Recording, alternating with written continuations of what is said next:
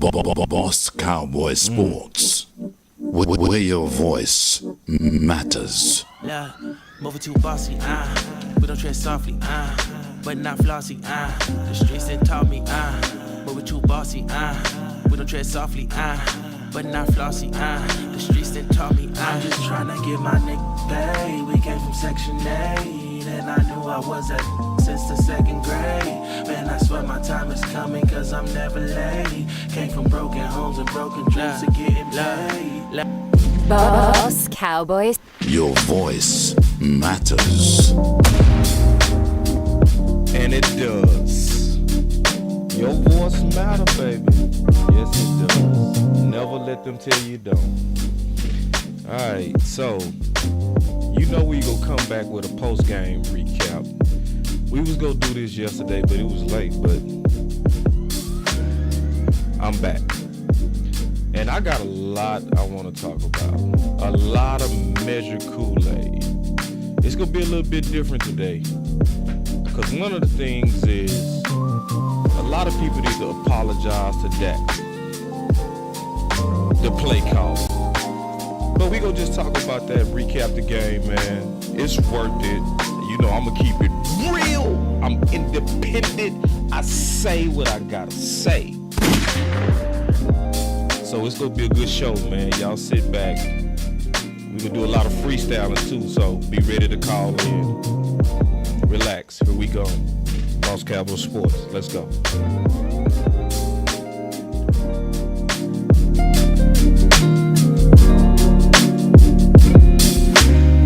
Boss Cowboy Sports, where your voice matters. Let's go.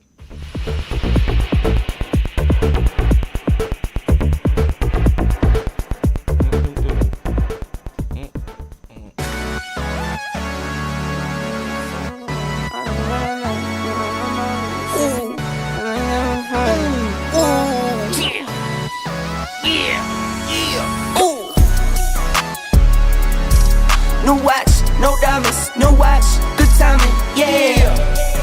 Let's go. New watch, no diamonds, no watch, good timing, yeah. Need no middleman, I'm the man to man, send it in. I like what I like, me, I know my rights, it's sipping in. I like having fun, I do what I want, it's what it is. For my son and son, for my daughters, yeah, it's for my twin. I work through the night, I do what I like, get a check, I go for the ride. I've been down the ride for the win, still move on the hush, never run for none. I face my fears, I just drop a 9 month to month, still from year to year. No watch, no diamonds, no watch, good timing, yeah. Let's go. New watch, no diamonds, no watch, good timing, yeah. I'm sporty and rich, I'm sporty and rich, I'm sporty and rich. Do it again, again, again. I'm sporty and rich, I'm sporty and rich, I'm sporty and rich. Do it again, again, again. Get some checks, I invest, and I spend a check. Spend a check, get it back, then I take a rest.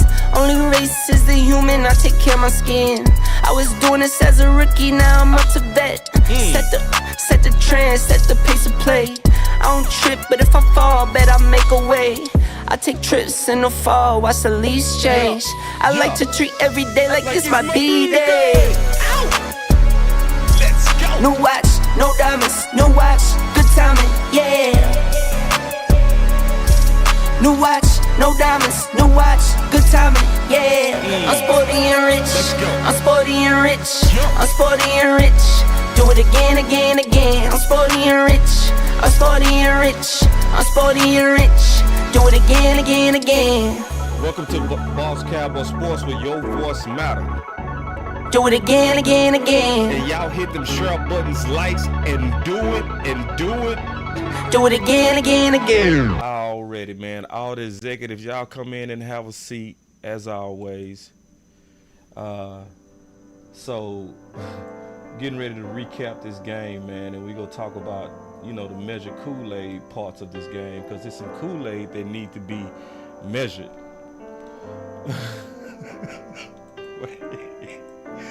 Man, y'all be showing love, man. My boy say, YouTube should give Boss a trophy for broadcasting. it's amazing, when you put your mind on stuff, how you can kind of push the limits, man. And so we push the limits in this community. We really push the capabilities of what we can do, production-wise, content-wise, fun-wise. If you really listen to the words of that intro, that's exactly who I am too. Everything they say in that intro, that's exactly who I am. But anyway, going back to football, man, it's some debates that's out there. So we go talk about this from a measured Kool-Aid perspective. So dealing with the measured Kool-Aid report, we go deal with some very, some things that kind of took off. One of the things that took off is Cooper Rush versus Will Grier. There's a debate that kind of cranked up on that. So I'm going to give my opinion on that and measure the Kool-Aid on that. I'm going to be very measured on that too, fair about this. Because, shout out to Will Grier, man. He gave some reasons to actually raise that question. And that's what you want, man, where somebody's play make you say, hey, do we have the right guy, right? Based on play, not based on if I like you, based on play. So Will Grier versus Cooper Rush is one of the main things that I've been seeing with the serious people of Cowboy Nation. So, because real serious people are trying to build, and so, hold on real quick. My boy T say, we at church, 11 o'clock service. Yeah. So turn off the phone and go to church, big dog. You know what I'm saying? And you can click this on repeat when you get out of church. So we want to keep first things first. So if y'all sitting in the house of prayer right now, y'all turn off your phones and concentrate on God right now if you in service. But if you sitting at the house chilling, cleaning up, or doing whatever else, man, yeah, stay tuned into what we talking about. And my boy Tyrone Church, man, shout out to my boy Tyrone, man, on day one. Bengals want Cooper Rush. Yeah, and I can see that, man. And we go talk about that, man. We got some good football to talk about in that measured Kool-Aid report. That's definitely gonna be one of them. But then I got a lot to say, bro. I want y'all to really hear me out. Man. The South got something to say with this Dak Prescott play calling, right? And it's different than what some of y'all might think. All right, I got some things, and y'all know, I'ma shed some light on some stuff that should put a lot of stuff to come. Big Bird in the building, man. He said, what's up, boss? Good to see you, Big Bird. Always good to see you, man. I know you working hard in the field, big dog. So all the hard-working gentlemen and women out there, man, much love to y'all, man. You know how it is. Some of y'all really stand out based on your phone calls and different things like that. But you go like this show, Big Bird, because I'm going to deal with some little bit of culture things, and I'm gonna give some background understanding that people might not know.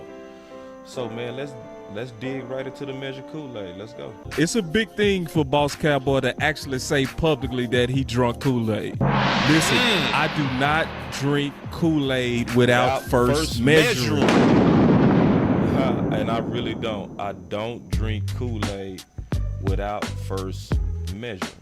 All right, so the first thing I'm going to deal with is this thing that's going on with Dak Prescott calling the plays. I'm going to talk about this from a couple of different angles.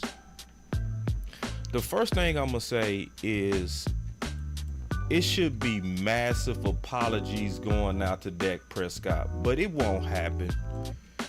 But it should be. It should be massive apologies going out to Dak Prescott, because it's been a lot of character assassinations going on from day one on the intelligence of Dak Prescott.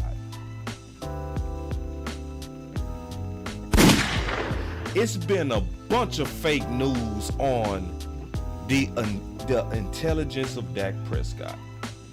It's been like fake news from day one. It's all fake news. It's phony stuff. It didn't happen. you hear stuff like Dak can't read a defense. Well, how goofy do you look right now if you've been saying that and you've been pushing that propaganda that Dak can't read a defense? And you've been saying that. And what quarterback have you ever seen have play calling thrown at him and debut like that? Oh yeah, it shoot. I ain't gonna lie, I'm pissed, bro. I'm pissed because it been a lot of our own people slandering Dak. It been our own people, man. It been our own fans saying this man can't read. And do you know how insulting that is to tell a black man he can't read when he has a master's degree? See, let me tell y'all something, man. Some of that is feeding to stereotypes. And that's one thing that's upset me about it, is that we got comfortable with a stereotype that was already disproven.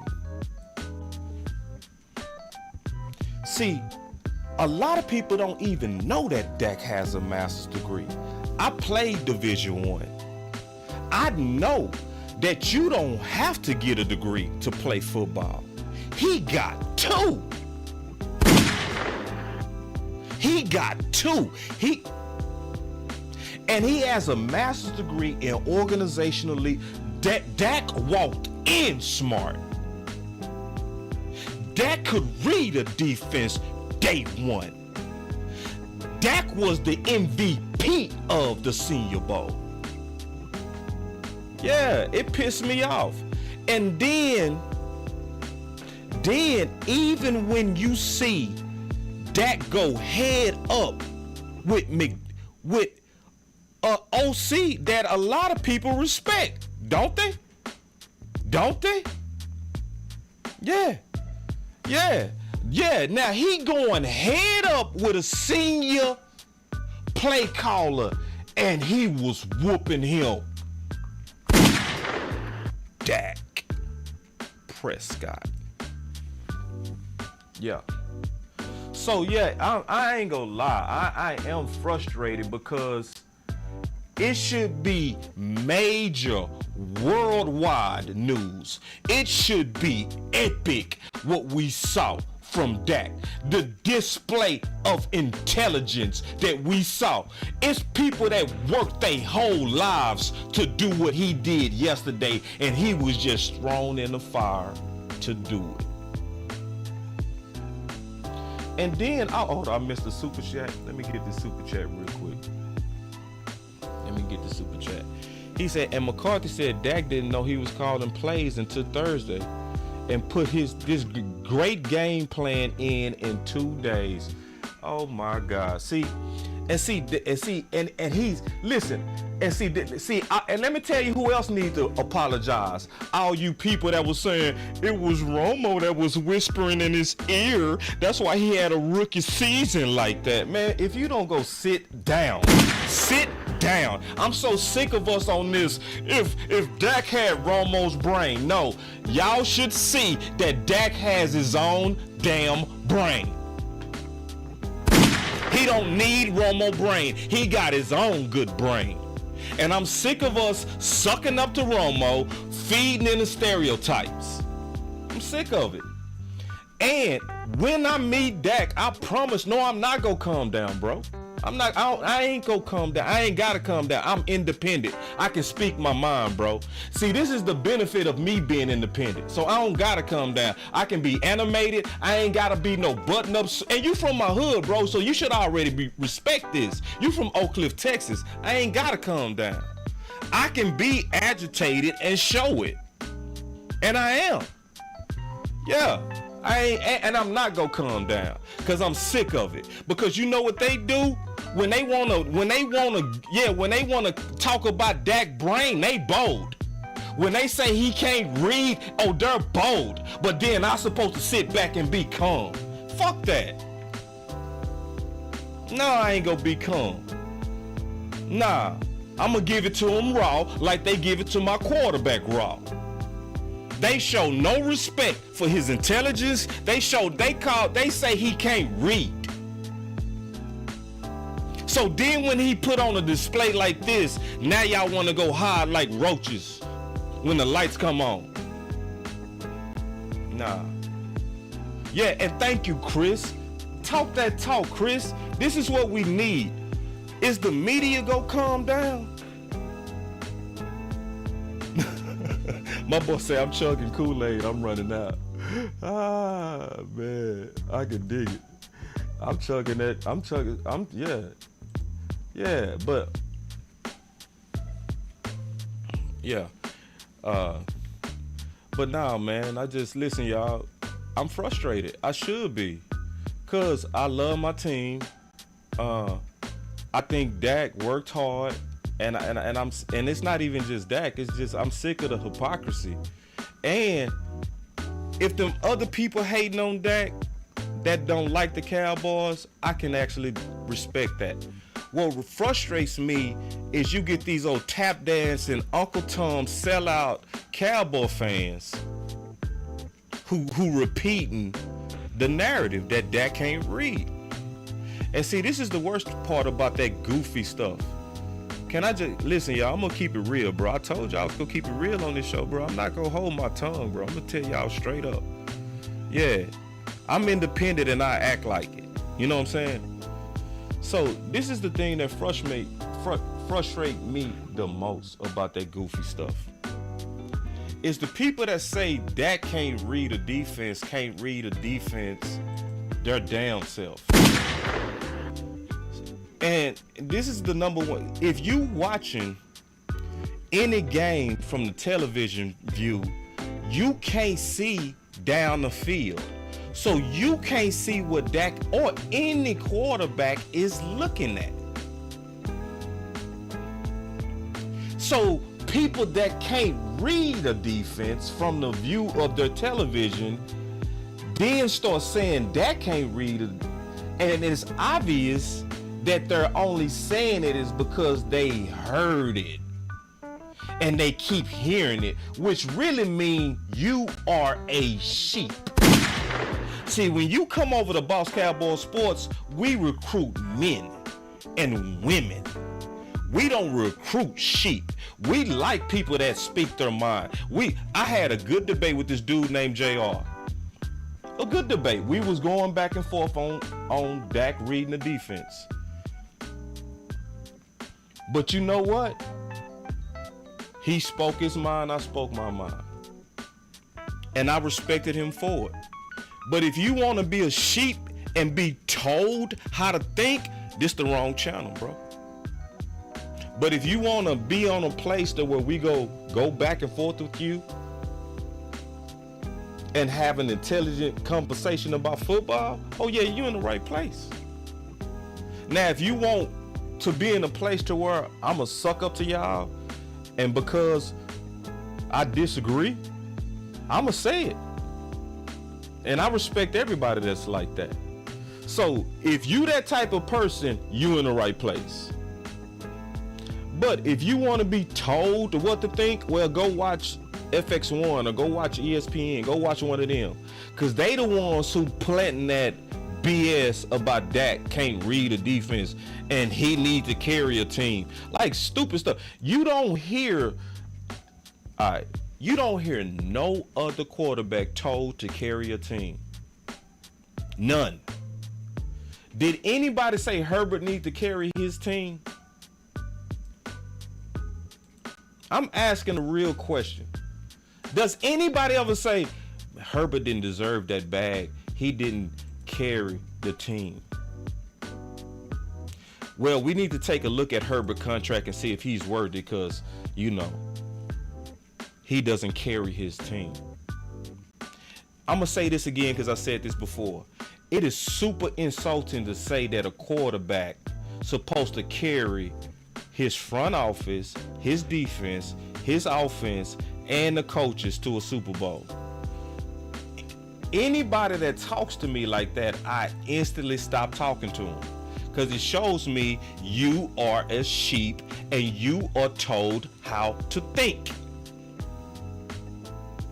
Anybody with intelligence would never say, Dak need to take us to a Super Bowl or I'm done with him.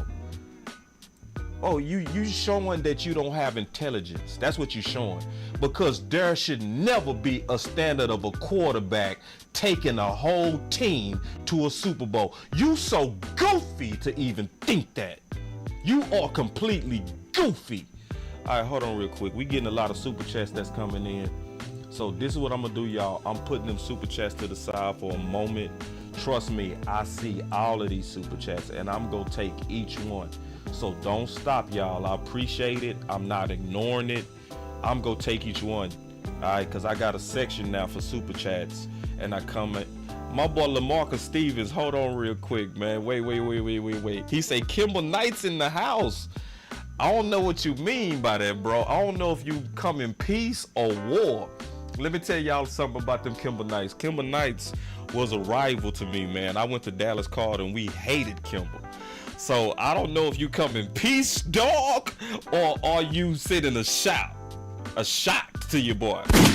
Nah, I'm tripping, bro. It's always good to see boys from my hood, man. My mama stayed down from Kimber, so I got love for them Knights a little bit. I still low-key don't like y'all. I ain't gonna lie. It's just in my blood, bro. I supposed to hate y'all. Y'all was our rival. You know how it go. But in terms of y'all boys in my hood, it's always good to see because y'all Oak Cliff. Always good to see my Oak Cliff brothers coming in the show. All right, but now let's talk about football. All right, so I was able to vent. Y'all feel okay now?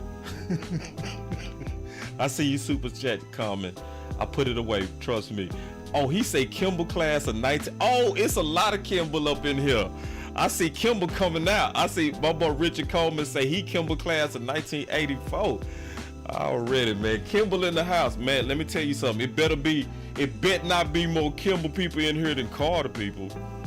Cause then that something is wrong. Maybe I need to transfer to Kimball. You know what I'm saying? Like if it's more Kimball people supporting Boss Cowboy Sports than my own brothers at Carter, well shit. Kimball being real. Kimball being realer than my own hood. Hey, Kimball people go feel me when I say this. What did Smoke D say? For real. What did Smoke D say? D Block, I know you feel me. What Smoke D say? My boy T say DeSoto. He say be the people from your own hood and your own neighborhood. They be the worst ones. Smoke D. All my people that rock with Pimp C, man, y'all put some emojis or something in the chat, man. All my people that rock with UGK.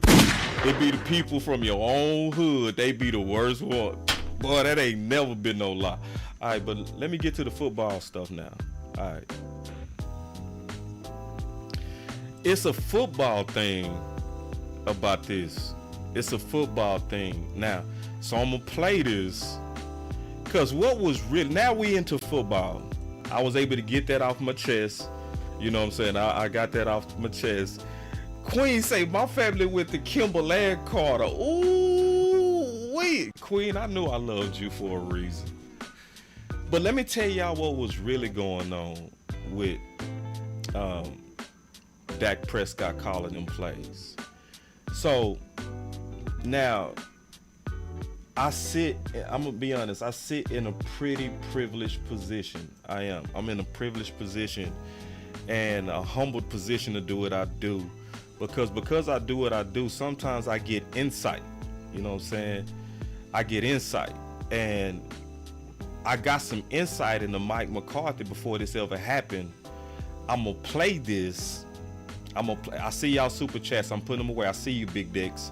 I'm gonna play this and it's gonna put it together exactly what Mike McCarthy is doing. Man, I see all the Dallas people coming out, man. I'm seeing Hutch. I'm seeing Spruce. I see Dallas is in the house. What's up? I love to see my city is in the house. I love it. I see, man. I love Dallas, Texas, man. But let me play this and it's gonna put it all together. Listen. Me a huge favor. Can you break down West Coast offense juxtaposed to when Dak Prescott was playing in the offense last year? Mike McCarthy said, "I don't like those stop routes. I don't like those option routes. I don't like that." Can you break? And then they continue to do that. That's something that he said he didn't like. So can you break it down? Yeah, I can. You good? That's fired. Yeah, that's fired, boy. I try to be. You know. Hey, when I went to Green Bay, man, the thing I saw was McCarthy getting the ball out. He got the ball out. So the West Coast offense is very intriguing to me. They do their thing. And guess what? You got to be very smart at that quarterback. Okay. One thing Aaron Rodgers is very smart. Oh, yeah, he's smart, and, man. And we didn't touch the field often. We was more classroom set. Did y'all hear that? Let me repeat that again. It's very intriguing to me. They do their thing. And guess what? You got to be very smart at that quarterback. Okay. One thing Aaron Rodgers is very smart. Oh, yeah, he's smart, man. And we didn't touch the field often. We was more classroom settings. Got to be very smart. More classroom settings. See, Tyrone Church caught it. See, Tyrone Church, bro, I'm going to tell y'all something. We got some cold minds, bro. Classroom settings. So, y'all saw Coach Marv and I going back and forth on the best way to prepare for preseason, and he raised a good point. Coach Mind is a very good mind. He is fantastic. And he said 95% of the teams are playing their starters to get them prepared. But think about it. What did he say? Mike McCarthy's offense is going to be more classroom settings. This was before training camp. This was before Dak did this. So, was Mike McCarthy tripping? Or was Mike McCarthy getting his team ready his way? What's one of the best ways to get your quarterback ready? The classroom of being the play caller. Oh my God. Oh my God. See, and he told us. So this ain't new. This is Mike McCarthy basically being true to his way of getting his team ready. Let me play that one more time. We done a walkthrough thing, and guess what? You got to be very smart at that quarterback. Okay. One thing Aaron Rodgers is very smart. Oh, yeah, he's smart, man. And we didn't touch the field often. We was more classroom settings. So we done a walkthrough, prepare for another walkthrough. Okay. And then we touch the field. Okay. You know what I mean? So that's what McCarthy brings to it, and that West Coast offense. But Dak's got to do more audibles. He's got to audible things. When he see a linebacker doing something, right, he's got to replace the ball with the linebacker. And that's what Aaron Rodgers did. Man, my goodness, man. That's some gems right here, Jermichael Finley, man. So, Jermichael, now, when Mike McCarthy got here, I said that Zeke Elliott's probably going to suffer the most under Mike McCarthy because I felt like McCarthy was a passing. So now, when you put together that knowledge, okay, we got a Carter Cowboy in the house, Debbie Green. Man, hey, Debbie, it should be more of us in here, Debbie. Listen, I'm a Carter Cowboy. Yeah, Debbie, we got more people from Kimball that support me than Carter. Something wrong with that, Debbie, but good to see you. Good to see somebody from the mighty CC. And to let y'all know, Carter is also Cowboy, so it's nobody more Cowboy than us. I gotta say that. I do. Yeah, we the most Cowboy in the host, and I'm just tripping.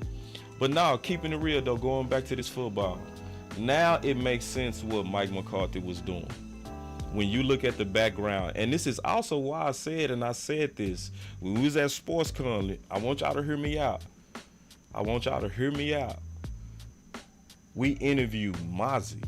We interviewed Sam Williams. We interviewed a lot of heavy hitters. The best interview by far was with Jermichael Finley. Nobody gave more insight into what was coming like Jermichael. So when you listen to Jermichael, who said what he said, right? And then look at what Mike McCarthy is doing, it makes sense. Hold on real quick. Whoa. Wait. We have 253 people watching. Only 118 likes. Okay.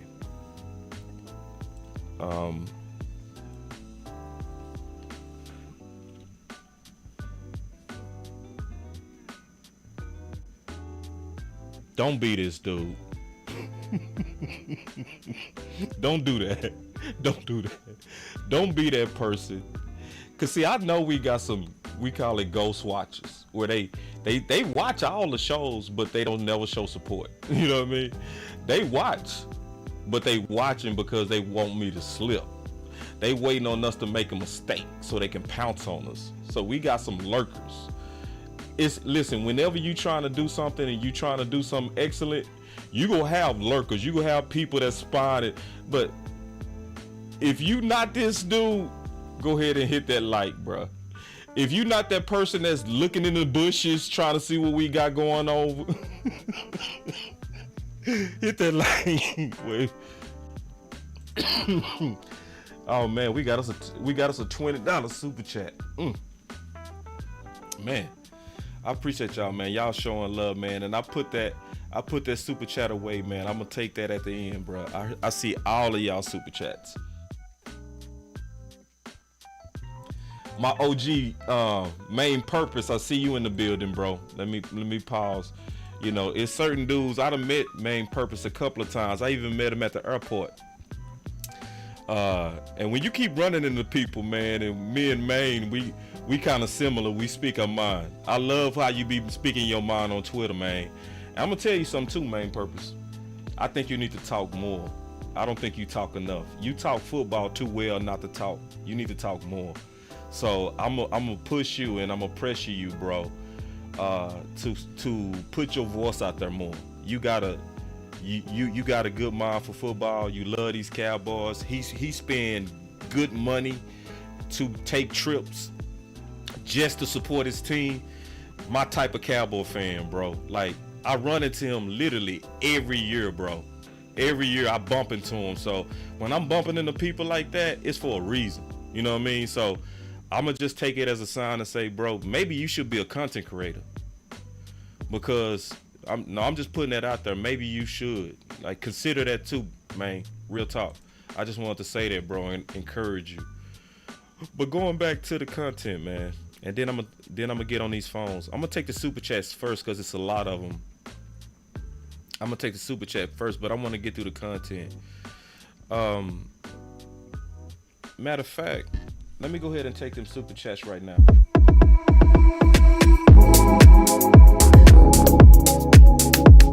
Let's go.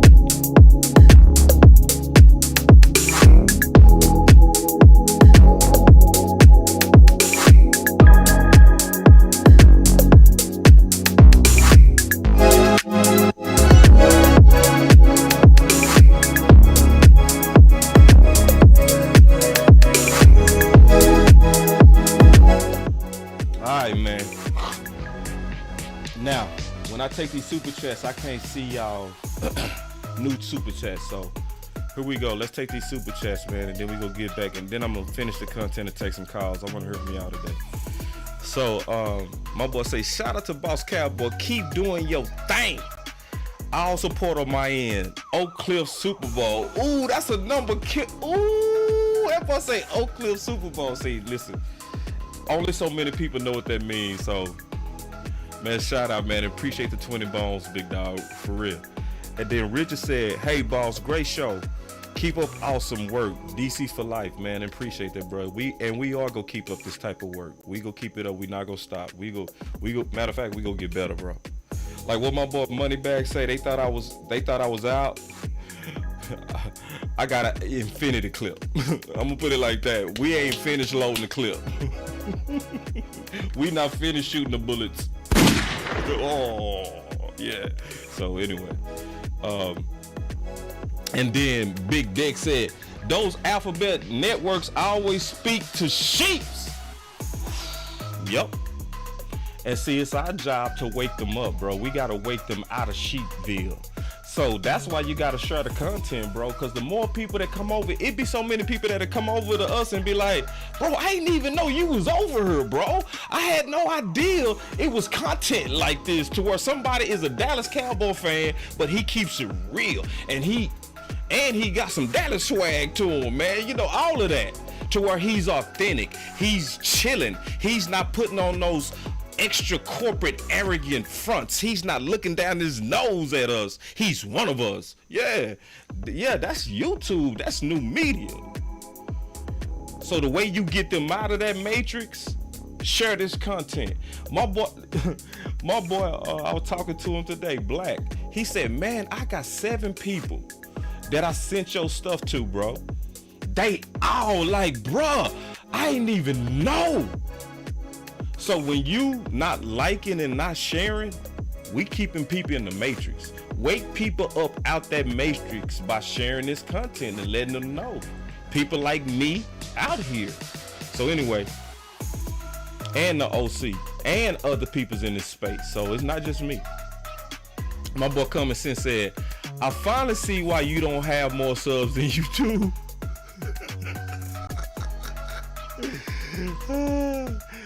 He said, you complete honesty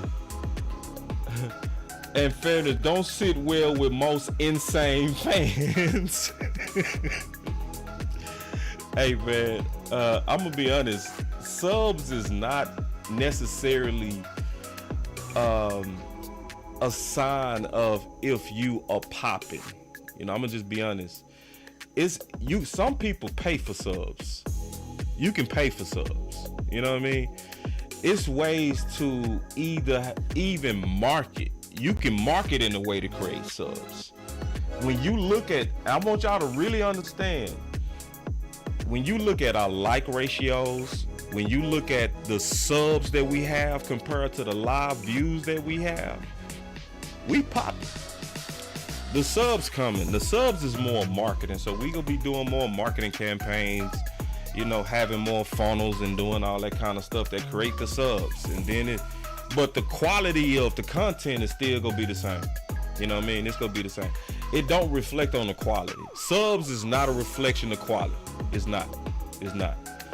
So it's other ways to look and know that you're in the right place, you know. And y'all are in the right place. And appreciate that common sense. And then Apostle Benny said, let's go, boss. Let the goofy fans cry and be hurt because of the truth. He say they want wee woo. Yeah, it's a lot of people, Apostle. They want that wee woo. They want that number one BS. Wrong. It's all fake news. It's phony stuff. It didn't happen. But we gonna give them the real over here. We are gonna give them the real. All right, we got a few more super chats, and then I'm gonna finish the content, and then we gonna take some calls. All right, so then my boy Chris said, and then we gonna be caught up, y'all. And we'll take another. We gonna do this again if y'all keep throwing good super chats down here. We'll do another super chat session where we take everybody that put into the show.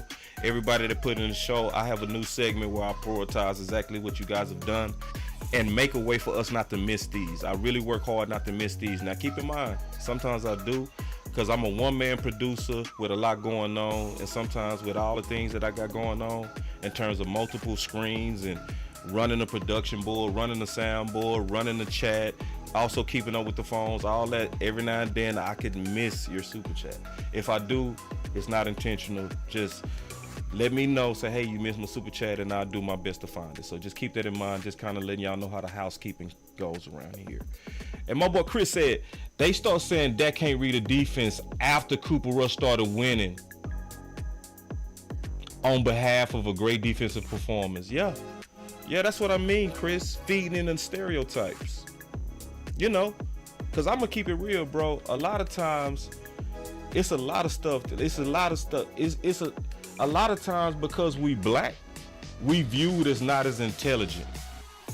It's just what it is. And it's because it's a lot of propaganda against us as black people. We are marketed as a violent people.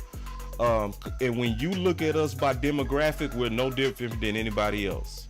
If you go look, because like stuff like this, they say black on black crime. Did you know that also 87% of whites kill whites? And did you know 85% of Asians kill Asians? But the only people that get the label black on black is us. And when you hear stuff like that propaganda, it makes it sound like we're violent. But when you go look at the demographics of middle class, well-to-do black people, we're not violent. We're not tearing up our own neighborhoods. We're not doing any of that. But it's stereotypes, like we're not as smart. So that's something that used to happen also with the athletic quarterbacks. Yeah, the athletic quarterbacks used to be labeled, oh, he's more athletic. It's stereotypes. So even when somebody like Dak literally has a master's degree, your own people will start talking like sheep and saying a very intelligent man is not smart and can't read. And see, that's why I was going off of it today when I was debating that guy. I was like, bruh, the data don't match what you saying. He was like, man, I always said Dak couldn't read the defense. I was like, well, you was always wrong. Because if he couldn't read a defense, why did he only throw 4 interceptions as a rookie? As a rookie! He only threw 4 interceptions. Listen, don't you think, who's easy to trick, a rookie or a vet? A rookie. If a rookie only threw 4 interceptions, that means he's smart.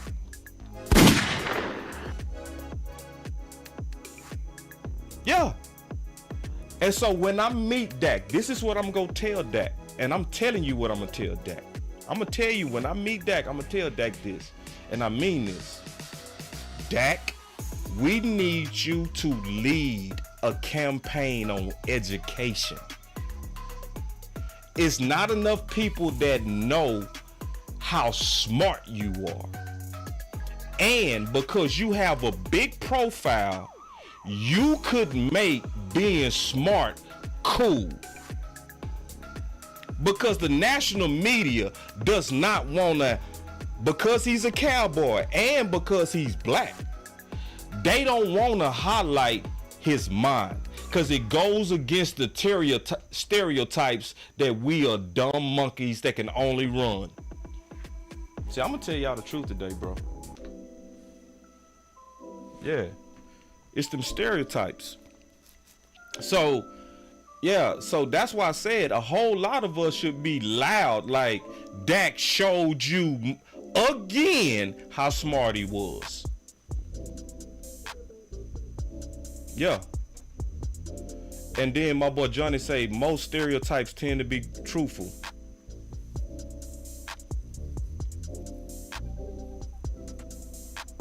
Yeah. I would need some examples on that, bro. I would need some examples on that. I need some examples on that, like most stereotypes. Because I'm really trying to think through what you're saying. Because, see, this is the problem, though, when people start thinking like sheep on stereotypes. When you run into somebody like Dak and you over here thinking in your stereotype mind, you will miss the genius that's in your face. Because you thinking with stereotypes, and because you thinking, yeah, most stereotypes are true. Oh, most stereotypes are true. So when a black man that has great intelligence walks in your face but don't look like Peyton Manning, you don't see it.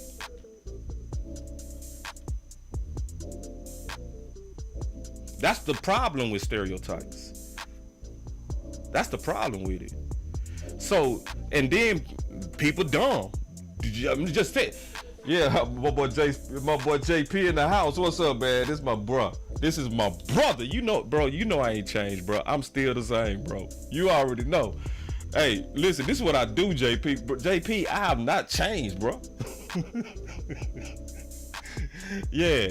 So, yeah, all these stereotypes. Let me tell you something. The stereotypes, and people like him, he said, yes, most stereotypes are true. Yeah. See, but we got to be the type of people that can see through the exceptions of stereotypes. You got to be the person that can see through it and then judge that individual by his own merit, not the stereotype. Because it's stereotypes is why people still stupid with Dak. Stupid. This man literally has a master's degree and people still be saying with pride he can't read. Oh man, I already beat that drum. I ain't going back to that. My boy say boss be making suckers uncomfortable.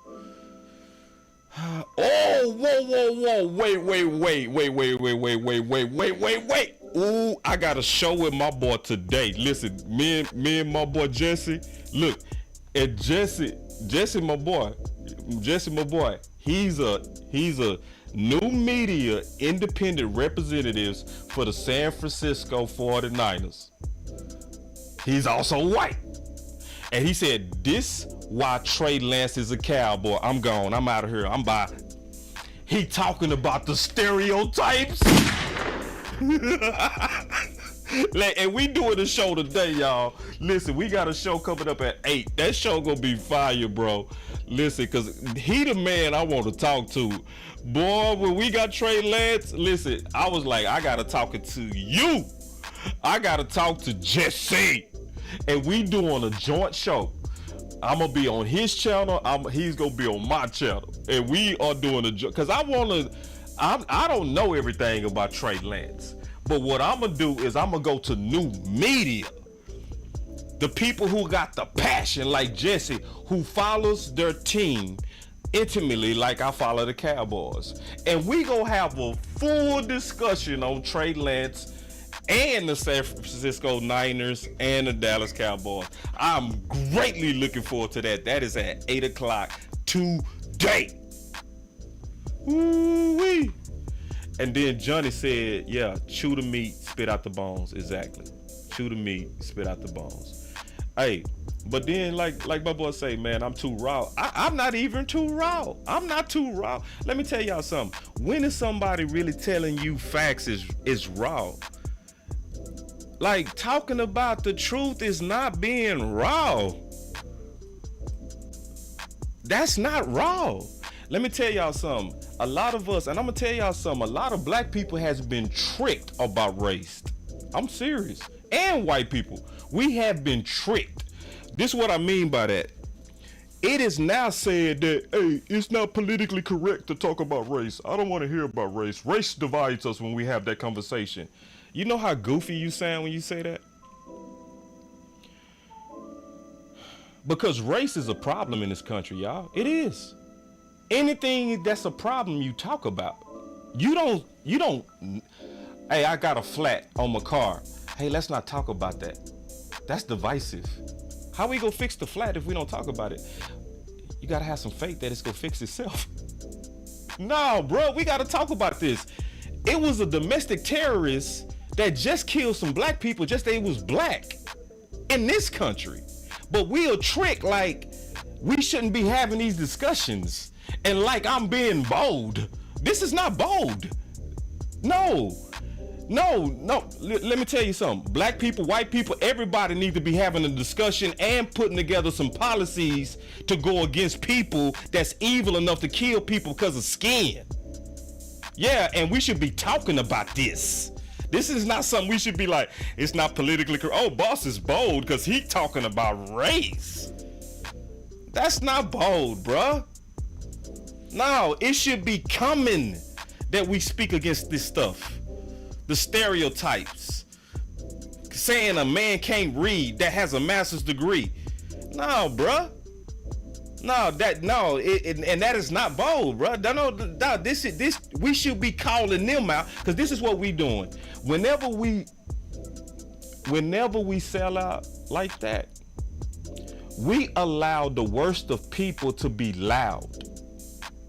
So why do people that have these evil stereotypes and biases and racist thoughts, why do they get to be loud? Why do we say, oh, boss, you shouldn't talk about that? Ooh, boss, that's bold. That's why you don't have subscribers. No, I'm not. Matter of fact, I know I got some subscribers because I keep it real. That's why I got 300-400 people watching me and only 700 or 7,000 subs, because people say, wow, I'm in a place where somebody finally keeps it real. So anyway, and then they say it makes people uncomfortable. Hey bro, and you know what, I guess having a race discussion is uncomfortable for some, but this is my deal. I'd rather have that uncomfortable conversation than to allow people that want to put bullets in my black son to grow without being challenged. Because when we don't challenge racism, we allow domestic terrorists to grow in peace. I ain't gonna let that happen, bro. I got 2 black boy sons. You think I'm gonna be quiet while people shooting up my people just because they black? Nah. I got something to say, brother. I got something to say. Somebody say you're a racist, fam. Who you talking to? Who you talking to? I want to know who you talking to. Put a name on that. Put a name on that. I want to know who you talking to. Don't even, hey, all the admins, don't even shoot him. I want to know who you talking to. All in for the better. I want to know who you talking to. See, cause I don't let you racists feel safe. I don't let you people that want to, yeah, I don't make it comfortable for y'all. And I'm not. I'm never gonna make it comfortable for you. No, I want you very uncomfortable. I want you to know that what you're doing is wrong, whether you black or white. It is not right to be racist if you black, white, Asian, no matter what you are. And I'm gonna make you uncomfortable. All right, I just want to know. I want to know who you talking to. So we can all speak, and don't kick him out either. I want to know. Yeah. So anyway, because, and this is the thing I'm gonna say that I also know about this country. I want y'all to really hear me. It's way more white people that's good in this country than black. I mean, than bad. I want y'all to really hear me on that. There has never been no major progress in race relations without white people. I'm gonna say that again. There has never been major race progress without the help of white people. So do y'all really think we could have got out of the Civil War and slavery without white blood shed? Yes, we got to do a lot of it ourselves. Yes, I ain't gonna deny that. But let's also not deny that it's a whole lot of white people that hate racism. Hate it. Yeah, can't stand it. So let's see, because I don't want us divided. I don't never want us divided. I want us to keep first things first. But I'm gonna speak on the fact of all these subliminal messages that been on my quarterback. All this he can't read and all that, and all these black people that's scared to talk about. Now it's more than 1% of white people that's good. It's way more than 1%. But all these subliminal messages, nah, yeah, I ain't gonna let you do that under me comfortably. Nope. I'm gonna make you uncomfortable. And I'm not gonna change. And this is the main reason I ain't gotta change. I don't have to change. It's enough people that want the truth that's gonna support me for me to tap dance for people to live around. Listen, if I gotta tap dance to try to get a racist person money, it ain't gonna happen, bro. I'm sorry. If I need to like sugarcoat what I'm saying because I'm making a racist uncomfortable, I'm sorry, it's not gonna happen, bro. Because see, the racists can't be more committed than us. I'm gonna say that again. We can't allow racist people to be more committed. See, racist people were so committed to racism that they didn't even want our dollars. When we would come in with money to spend, they would say, black people don't belong here. We don't even want your money. That's a commitment to racism. So they can't show more commitment than you. They can't be bolder than you. No. If they, because I'm not trying to tap dance for racist people money. I'm not trying to make my message comfortable because I need me some racist views. No, if this made you uncomfortable because I was talking about real racism going on, then you didn't belong on the channel in the first place. And I don't want you because I'm committed to fairness and equality, just like you are committed to racism. And just like you didn't want our dollars when we used to try to go in your stores and eat, I don't want your racist dollars, because your racist dollars is going to try to get me to be mute. And I'm not going to be mute for your racist dollar, dog. Yeah. And it's a whole lot of us that we want jobs, so we're afraid to talk like this. We're afraid because I want to work one day for ESPN. I want to work for .com. So I don't speak my mind. You know, I speak my mind because, like I said, I got 2 black sons. You not gonna be more committed to your evil than I am to good and God and truth. You are not gonna be more committed to evil than what I am to good, fairness, righteousness, and truth. I'm gonna beat you up and down, just like Dak just did. I'm committed to it, and you not gonna make me no coward. Nope. All right. I know I be going hard. I know I go hard, bro. Hey, my boy JC, man, with the super chat. What's up, JC? OG JC in the building, man. Another content creator, bro. I always want to acknowledge all the brothers that's putting out that work, man. JC say, fire live stream, my guy. Keep up the great work. Thank you, bro. Thank you, JC. All right, but let's get back to football. All right, I know I went off. So here we go. All right. We said we was gonna talk about some football. Cooper Rush versus Grier. Let's talk about that. Then I'm gonna take some calls. All right. And I just want to hear from y'all. I'm gonna sit back. I'm gonna take a lot of calls today. I'm gonna let the phone lines get all the way live today.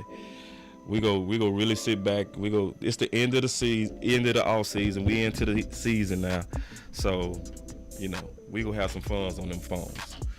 All right, but Cooper Rush versus Grier. That's been a debate that I'm seeing. I'm gonna give y'all my opinion on that. I'm going with Cooper Rush. And if you think differently, I'm not mad at that. You know what I'm saying? Because Grier, he put up an epic performance. He did. If it's anybody that showed you a way to go out, right? If anybody showed you a way to fight at the end, it was Grier, right? And that game that he put together.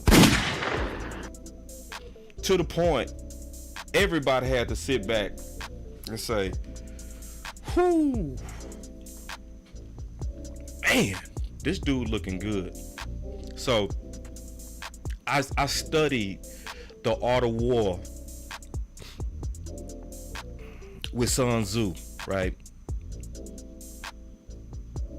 And in that book, he said, if you ever want to get the best out of your men, if you ever want to get the best out of your men as they're in a fight, put them in a place to where they either win the battle or they die. And he gave examples. He said, for instance, if you want to see, like, let's say you was at odds of losing, right? Let's say if you had 20,000 troops and you was going against an army of 40,000, The numbers is against you, so likely you go lose. So you need every one of your men to kill 2. The way that you get your men to take that on, he said you got to strategically place your men where it's a mountain behind them, and the only way to win is to fight through the people that's trying to kill you. He said you would never see your men fight more brave, more courageous, and tough. Think about that. So with Will Grier, I think that's what we're looking at. We got Trey Lance, and his back was against the wall. Just like the Ottawa said, it was either you ball out or you are out the league. You are hence fired. You have to ball or die. And I believe, my boy said, I'm reading it right now. Am I lying?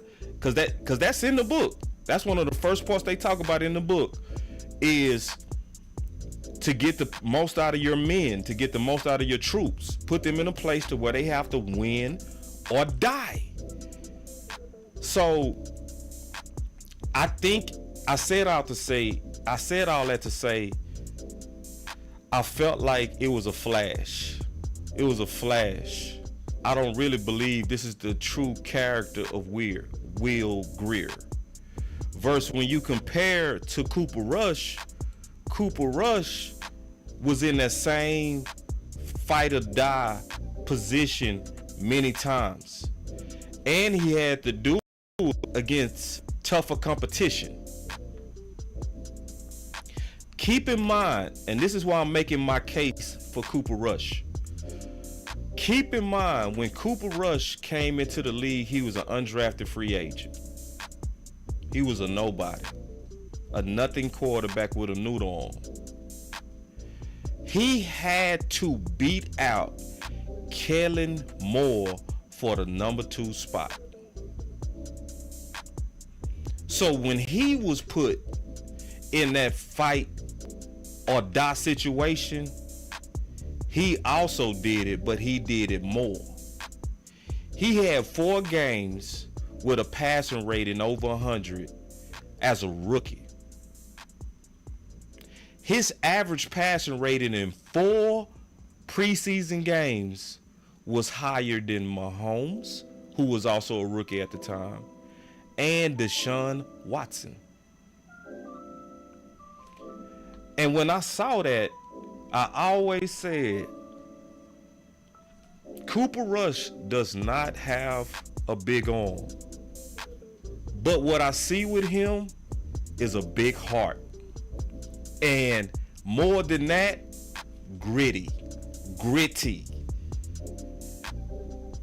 I remember I was on the Super Show. People kind of laughed at me when I said that. I remember some little chuckles on that. But then he went 4-on-1. Ain't nobody was laughing then, was there? It was no chuckles on that. And it was why I said he ain't gonna have no big arm, but you can trust him in big moments. You can trust him. You gotta obviously put a lot around him. You have to put a lot around him. He ain't gonna win it for you, but he also, if you have a good game plan, he ain't gonna lose it for you either. Yes, Cooper is gritty. See, I could tell when people ain't been through no politics. See, imagine you coming in as an undrafted free agent and Kellen Moore is the number 2. Y'all don't think Kellen Moore was the favorite up in there? See, all of us got jobs, and you walk in and you know when people are the favorite. And when you walk into your job and you see the favorite, if you're a competitor, you already know I got to go hard to beat out the favorite or I'm going to get cut. And that's what Cooper Rush had to do. See, y'all making it like it's a light thing that he beat out Kellen Moore. Okay, so Kellen Moore had more power than Mike McCarthy. Let's keep that in mind. That's how loved. It's people to this day that's scared to even mention Kellen Moore's name in a negative light. What did C.D. Lamb say when they said it was Kellen Moore? He gave him a look. Well, why couldn't you just say it? Why couldn't you say, yeah, it was Kellen? Because that's how favored Kellen Moore was in this building. He was always treated like the next head coach and the boy genius. And Cooper Rush beat him out. So if I was trying to judge who to go to war with and who was going to be my general, do I want a flash great game? Or do I want somebody who have built real skins in the wall? And right now, the person that's been putting great skins on, if it was a general, you will see Cooper Rush with some stripes on it from his war wounds, baby. So who do I want to go to war with? Flash? And it was great Flash too. I ain't gonna take away from the Flash. Listen, y'all, Will Grier went out like a man, bro. Like, man, listen, everybody should be proud of Will Grier. Will Grier went out like, man, I promise you, if it's any way to lose your job, lose it like he did. He didn't lay down. He showed, I want to stay in the league. But Boss Cowboys going with Cooper Rush. Let's take some calls. We're gonna take us some calls. Let's go. Piling paper got them talking nice to me. Down the bottle, it be going right through me. Brown baby down to take a flight to me. They think that I'm stunting, but it's slight to me. Piling paper got them talking nice to me. Guess that's why the labels want the rights to me. CD on my back and it feel light to me. They think that I'm stunting, but it's slight to me. All right, it's y'all time now. It's y'all time now. So let me get these phones going, and we gonna hear from y'all, man. I'm gonna let it fill up today. All right, I done played with enough. I'm gonna let it fill up. All right, so here we go. Y'all give me 1 second, man. I'm gonna let this fill up. I'm gonna put the call line down there. I see we got them lights up. Chris 214 is in the building. He already got the phone number down there. Here we go. All right, there we go. All right, so y'all start calling on in, man. We gonna let it fill up today. So we already got Chris 214. Not yet, Chris. Chris, give me 1 second. I got you. But we got the call line. If y'all go call in, call in. My boy say, landlord said, boss going crazy with the graphics. Hey, wait till you see Boss Land. Landlord, man, we feel, hey, landlord, you already know how we go do.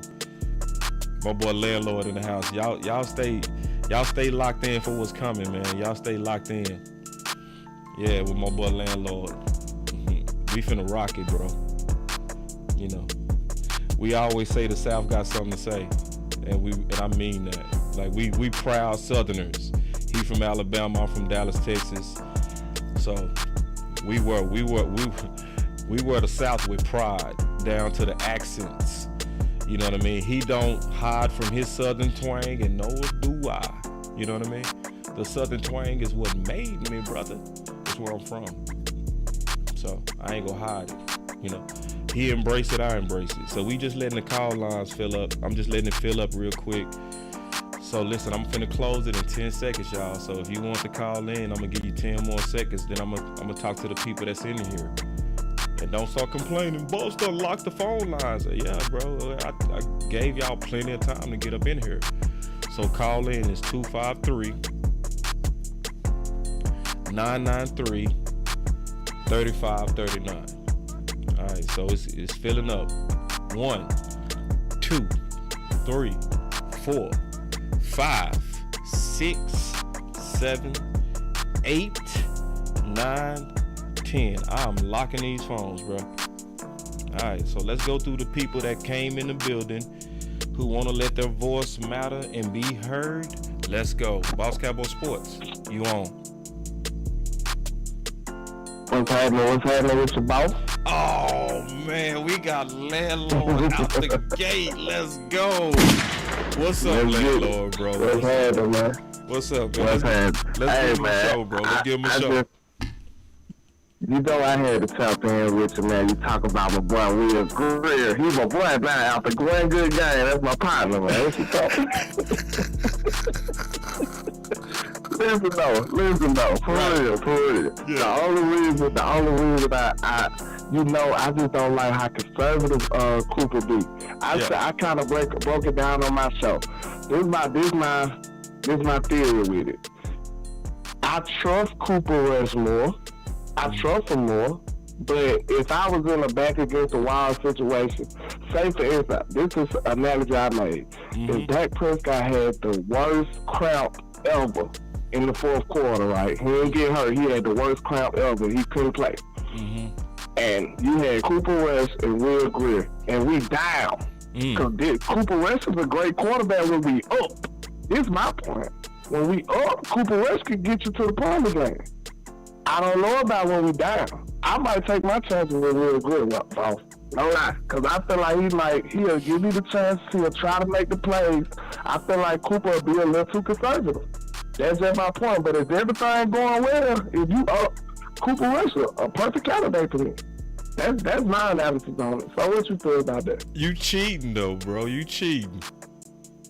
How I'm cheating? I'm saying because look, if you up, Cooper Rush gonna be perfect. See, but I don't think he's gonna make take the chances to win.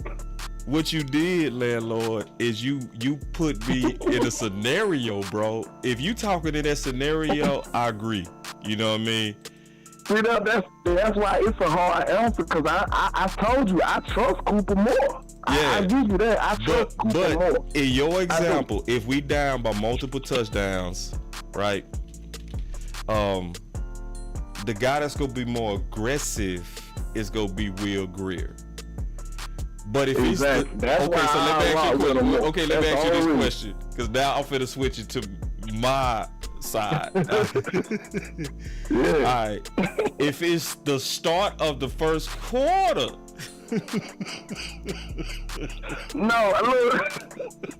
Who do you want? The wild gunslinger or the safe game manager with a good defense?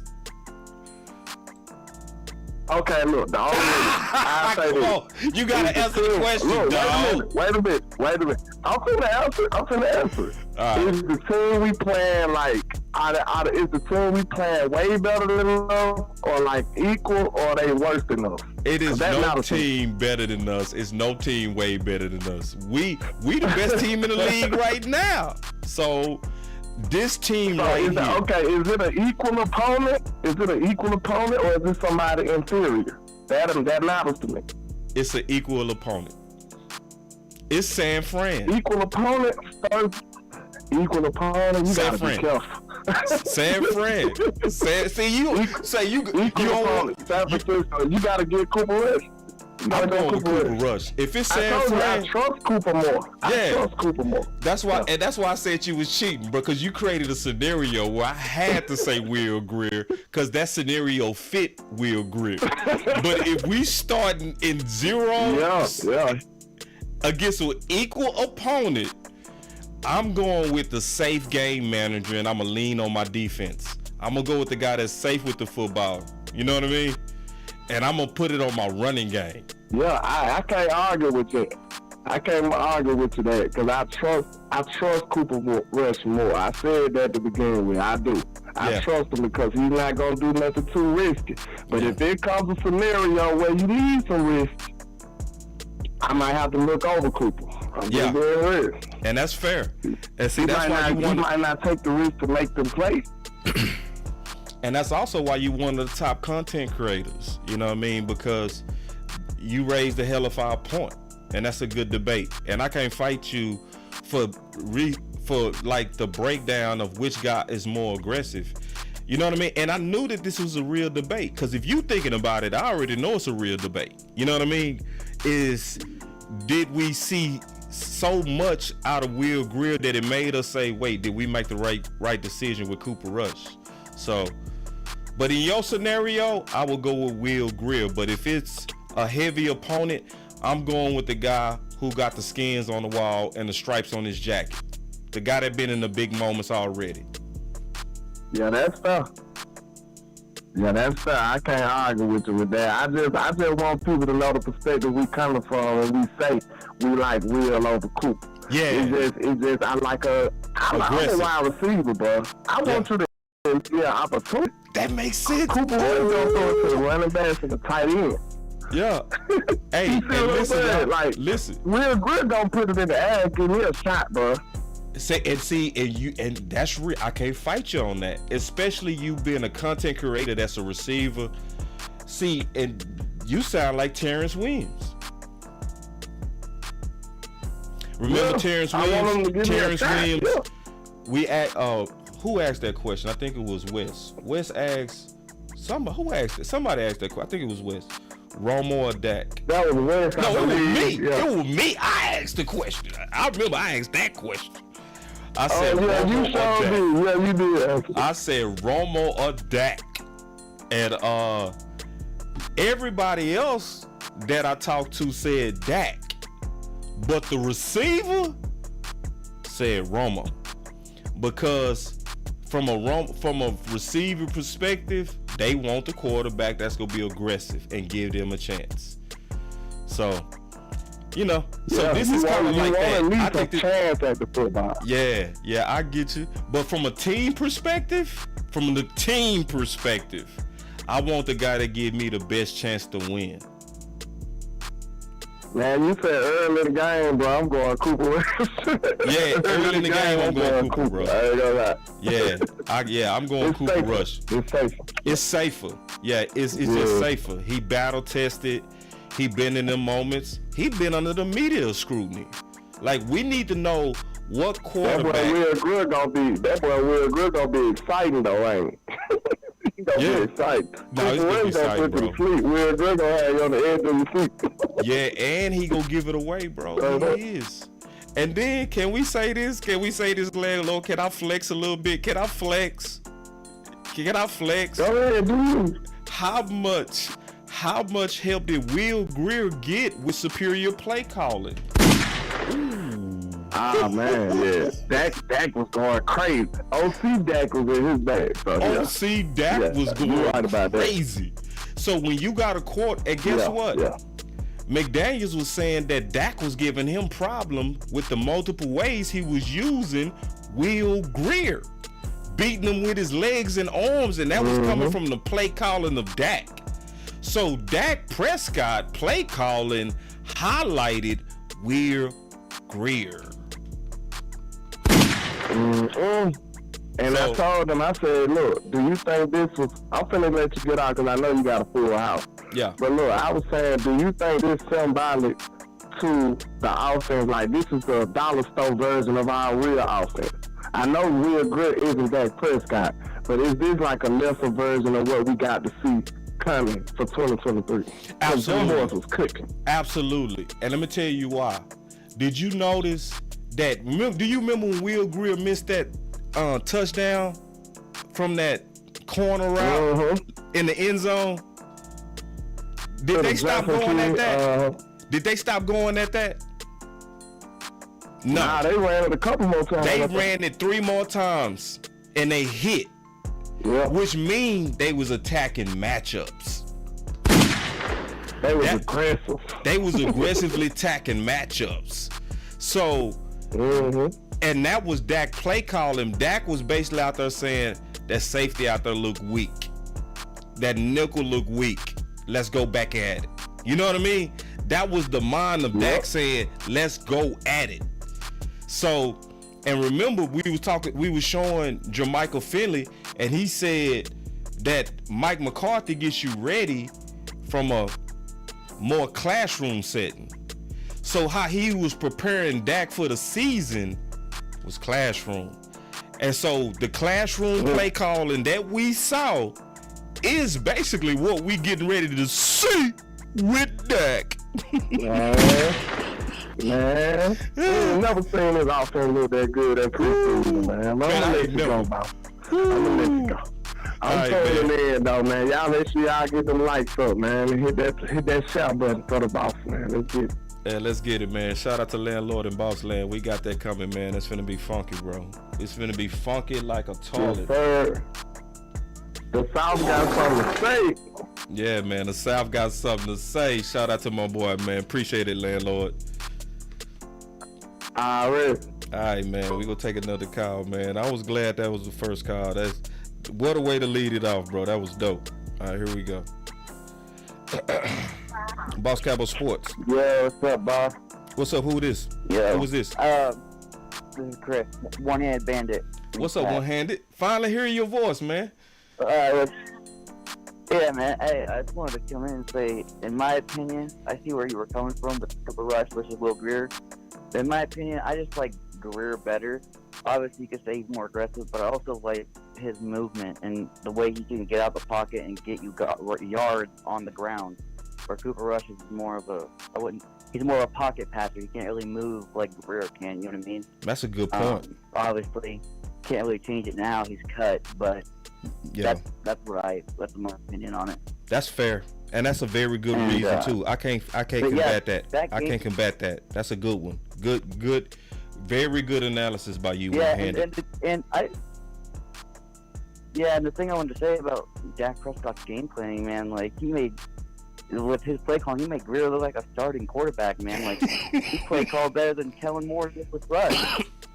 Man, yeah. You know, you compare the stats with the stats with Rush and Kellen calling plays. Dak did a way better job with Grier with his play calling, man. I'm so excited for this season, man. 2 more weeks, man. We're gonna pounce on the Giants. Man, I appreciate the call, bro. Yeah, Good call. Yep. One-handed bandit in the house. Yep. Hey, and don't y'all ever say boss don't take L's. Didn't I just take that L? He raised the point. I couldn't counter it. You know what I mean? So, listen. DMV in the house, man. My dog. What's up, boy? DMV. Big bro DMV, man. So another fire content creator, man. Y'all make sure y'all follow my dog. He's a very good follow. Offensive minded YouTuber. Very serious about the work. He's also very sincere about the work. He's gonna really put in the real work it takes, bro. So shout out to my big dog, my big bro DMV. But now, One-Handed Bandit, he hit your boy boss in the nose. And that's sometimes what it is. That's what I mean. That's what we're supposed to do. When sometimes people make good cases, I'm not going to fight you when you made a great case. I'm going to surrender to the truth. That's what I'm going to do. And that was the best case, landlord. He got you, bro. He got you, landlord. He made a better case, bro. He really did, bro. I ain't gonna lie. Good job, One-Handed. All right, I'm gonna take the next call. Boss Cowboy Sports. Hey, what's up, boss? This your boy, Big Santana, man. What's happening, man? Big Santana. Hello? Oh, Big Sant. What's up with it, bro?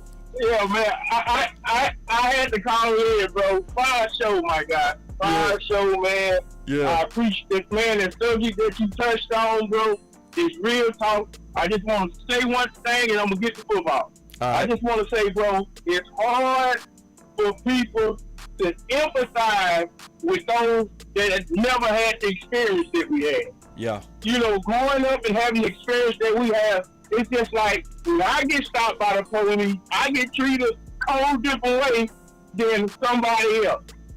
And it's hard for that person that every time they get stopped, they get talked nice to, yes ma'am, and all that, you know, and then every time I get stopped, they can't empathize with me because it never happened to them. So it's kind of hard to believe. Big Santana. Because it's like a fantasy to them. Man, let's camp out on that point you just made, bro. Let's camp out. We ain't gonna rush that. That's also why we gotta be patient with white people, bro. You feel me? Yeah, ain't no doubt. Ain't no doubt. some of them, ain't no doubt. Some of them think we lying, cause it don't happen to them. Man. But I also don't trust white people that's telling me about a black experience and all your friends white. Man, if you don't get out of here. Well, boy, I'm trying to tell you. I had told, I got a white guy friend. He's a white guy. He ain't from no tribe of BC. He's a white guy. Yeah. But he's a good dude.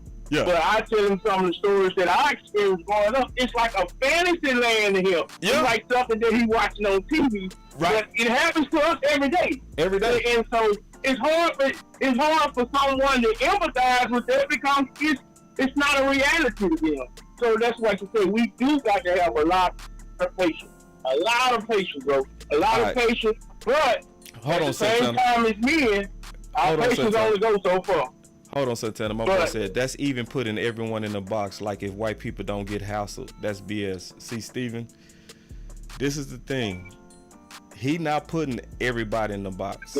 In general, and we get treated worse than white folks when it comes to getting stopped. And we know white people get harassed. We know that. We know that is, but we get harassed more. We do. Like for instance, the data supports that too. Like let me say this.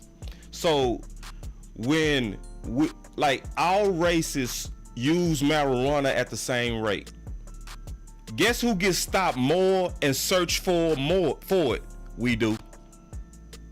Yeah. And it should be y'all because there's more of y'all. All races use marijuana at 25%. But who get more arrests for it? Blacks. That only happens when we are targeted more. And that's what he talking about. Yeah. Like, don't get offended because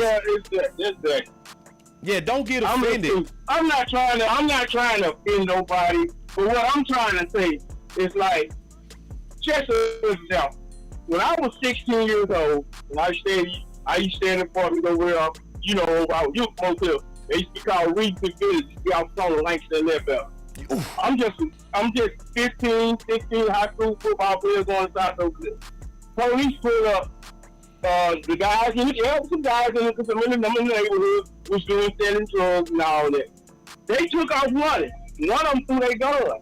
Me and my buddies, we play football and basketball. We're not even in that frame of mind. But the police ran and couldn't catch them, came back and said, what y'all got on? We say nothing. We turned around. They searched us down. Put us both in handcuffs. Now I'm mad because my mama done told me not to be around even on that side. You know how you don't you be around over them boys you doing in there. But here it is, I'm a kid. I wasn't doing anything. They put me and my friend in the backseat of a police car. Took us up. Now as they driving, they don't found a couple of guns that one of the guys threw. The dude say, man, you gonna put these on them or you gonna keep? He said, man, this motherfucker brand new. This two officers talking to each other. We in the back seat.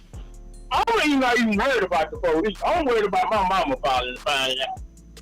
I know mama, I had one of those three mama. Yeah. And so them suckers wanted to keep them guns and pull me into the back of the school, Sarah Zoom, my little middle school right there, fella. And commenced to beating the hell out of us with some batons and said, put us out so I would take out a juvenile, but I want to keep the gun and your mama will probably get you out anyway. And yeah. You got beat up by the police, bro? See, like, all right, listen, y'all. I got some stories like that, bro. I was 15 years old in Lancaster. Me and you from Dallas, and you remember how Lancaster used to be. It was always known, if you black, don't go to Lancaster. You remember that? You know what I mean? Because the police was gonna harass you, right? Man, I got so many stories. Let me tell y'all something. This is when some of my white friends would get it. So I was networking, right? And I had some white guys that I work with. Now, I'm the owner of the company, right? The white guys working for me, right? We would all walk up in our suits, right? I'm looking like an IBM salesperson. I got the pinstripe, black suit, red tie. I know protocol. I know how to look conservative. I know all of that. Like, I know how to be buttoned up to the T with perfection, right? Every booth we went to, everybody always treated them like they was my boss and I was their boss every time. To the point, all the white guys that was working for me was like, bro, I see it now. And even white guys that were working with me, they was like, man, this what y'all go through? I say, yeah, everywhere we go, we assume to be less. It's what it is. Even when I'm, it's what it is. And it's not all the time, but a lot of this is based on stereotypes. You know what I mean? And people start having biases formed based on their life experiences and what they fed through the television. Yeah. So I would just want people to hang. See, if you ain't got a bunch of black fans and don't hang with them on a regular, you really shouldn't even have an opinion on this. So don't tell me what my experience is like if you ain't living with me or around me. Don't be like, oh, y'all ain't going through nothing if you don't even hang with me. You have you ever got stopped with one of us? Huh? Yeah, have you? And then when you see the amount of times we treated with disrespect, yeah, so nah, but that's why I say we got to be patient, because there's a whole lot of them think we just talking. They just think we just, oh yeah, y'all playing victim. Oh y'all not the only ones that get harassed.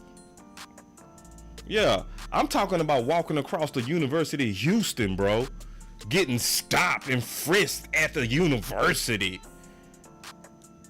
in front of everybody. Man, listen, I got so many stories, bro, and I know you do too.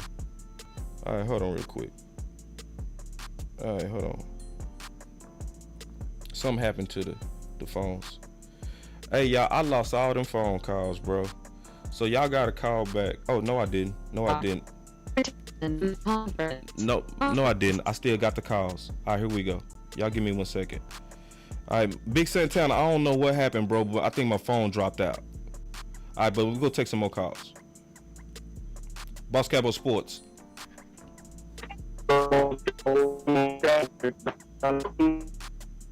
You sound like a robot. Say that again.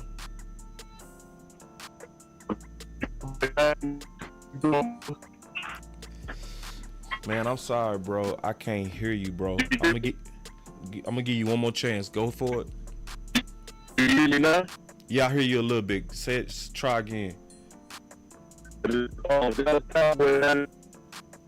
It ain't working, bro. You sound like you're underwater, man. I hate it, bro, because you've been waiting. I'm going to try one more time, bro. Try to change your phone settings, because you've been waiting.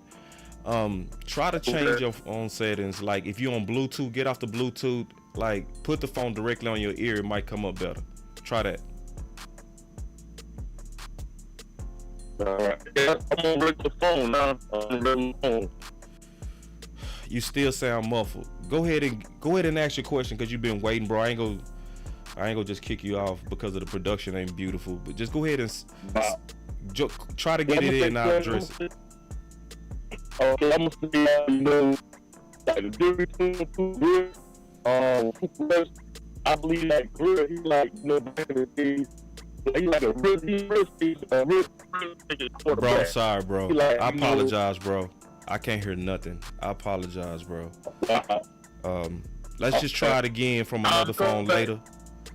But I appreciate the call, bro. Okay.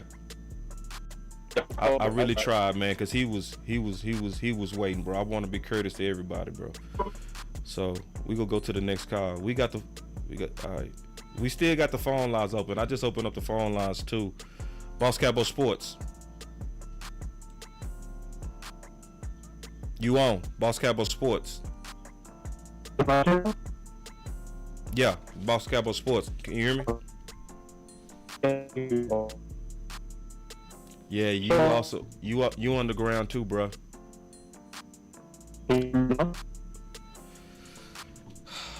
Chris, it's open. I got the phone lines open, Chris. Go ahead. My question is, would you like behind like long track or leave. What happens to them, and who you see playing big people trying to lead their officer. That's all. It might be me, y'all. Give me 1 second. Let me try it a different way. All right, go ahead. Hold on, y'all. Go ahead. Nah, that's your phone. It's not me. It might be me. Let me try one more call because all these phones coming in bad. Yeah, all these phones coming in bad. I'm gonna have to. It might be the software. Let me lock it. Ooh, yeah, that sounds like my phone. Hold on real quick.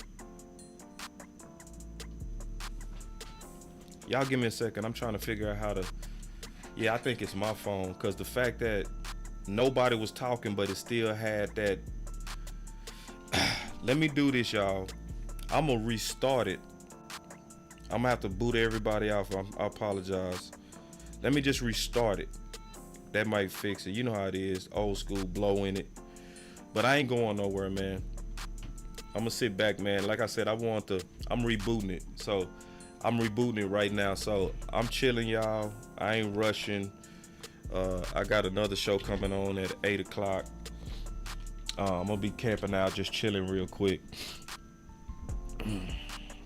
Yeah, but y'all give me 1 second, man. I'm gonna try again because I wanted to get to y'all today. I wanted to hear from y'all today because it's, we got the start of the season and I know y'all got a lot of good stuff to talk about. So y'all give me 1 second, man.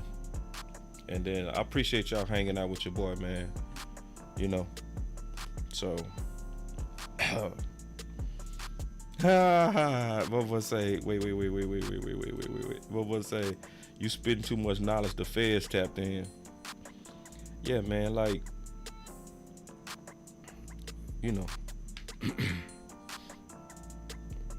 yeah, man. We gotta speak our mind, man. All of us gotta be able to speak our mind. There are 2 participants in the conference.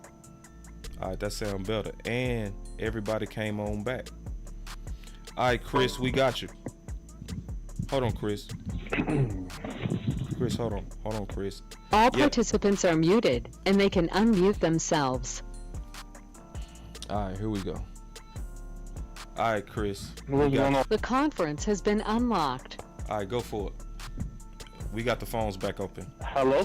Yeah, rebooting it worked, y'all. Call on in. Rebooting it worked. It worked. It's better now. Call back. Everybody call back. Yeah, I got you, Chris. You on, Chris? I can't hear you if you're talking. Yeah, hold on. Chris, I got you. Chris. All right, yeah, cool. All right, I got you. Y'all call on back. All right, cool. All right, first, I just want to say this. I was really looking at the first down play, what Dak was calling. It might be a run or it was a play action run. So I was like, okay, well, it seems to be like everything. The conference has been locked.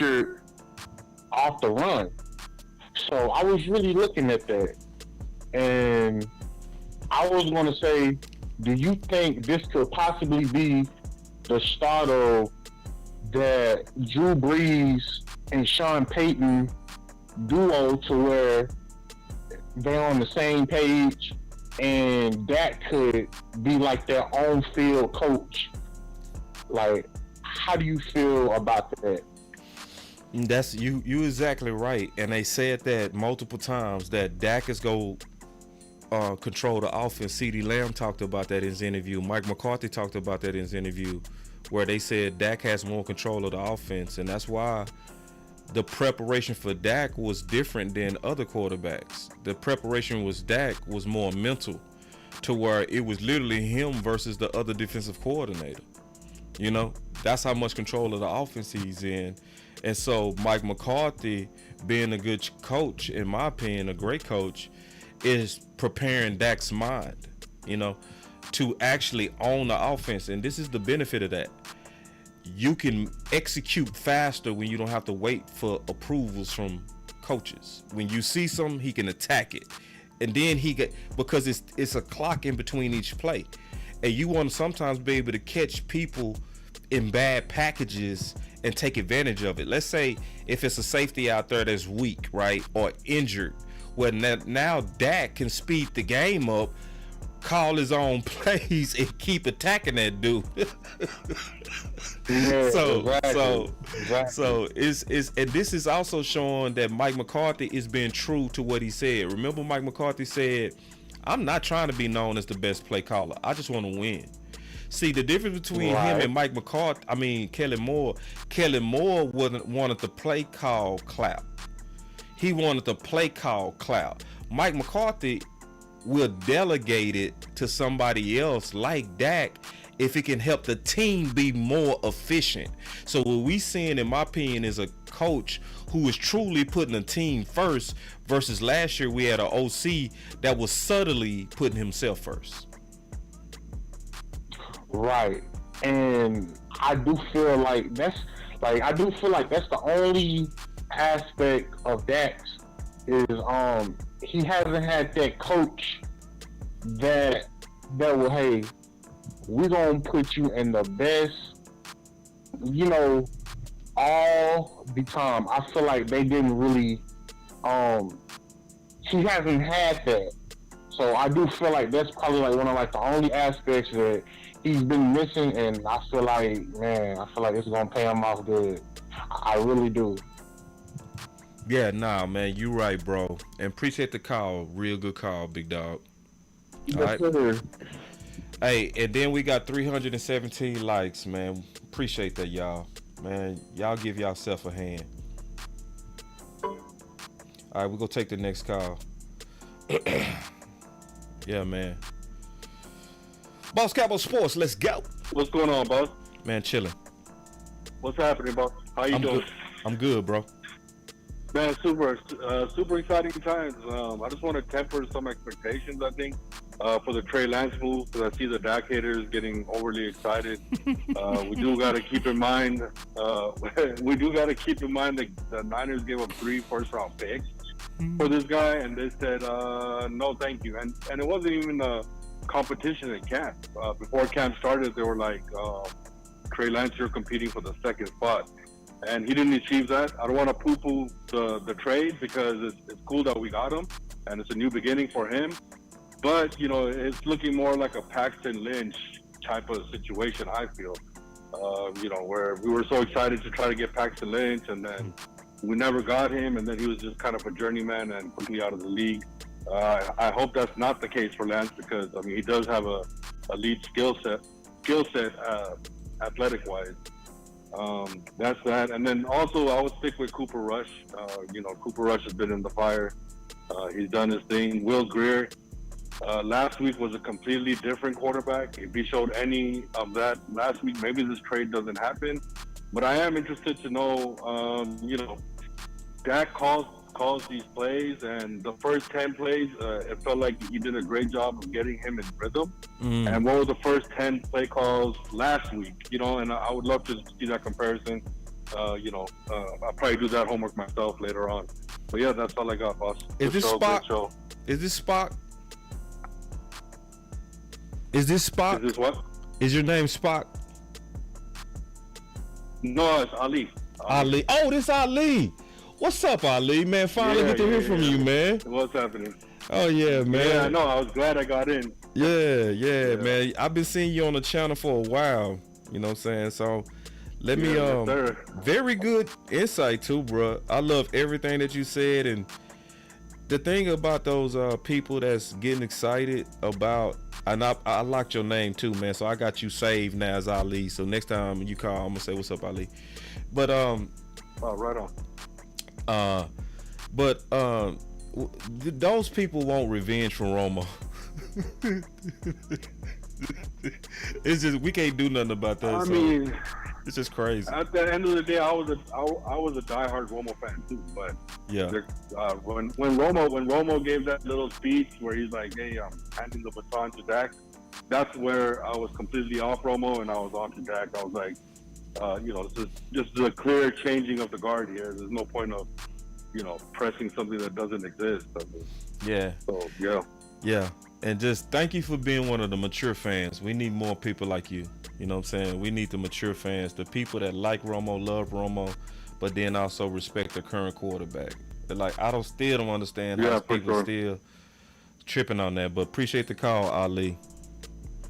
Right on, boss. All right, brother.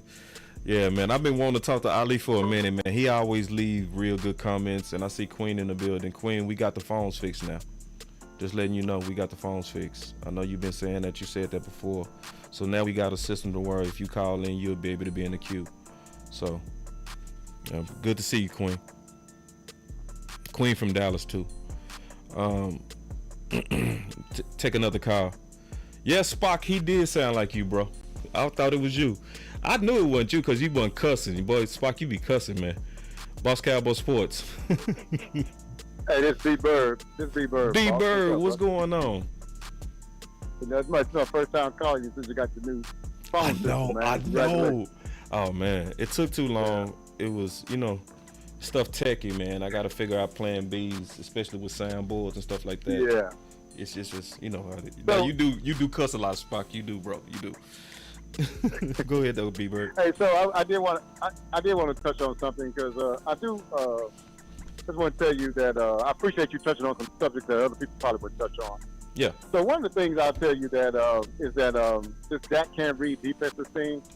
I actually had a Cowboy friend of mine. We was in a text and he was saying Dak can't read defenses, this, that, and other. So I'm gonna tell you. So the stereotype isn't just from others. It be your own kind too.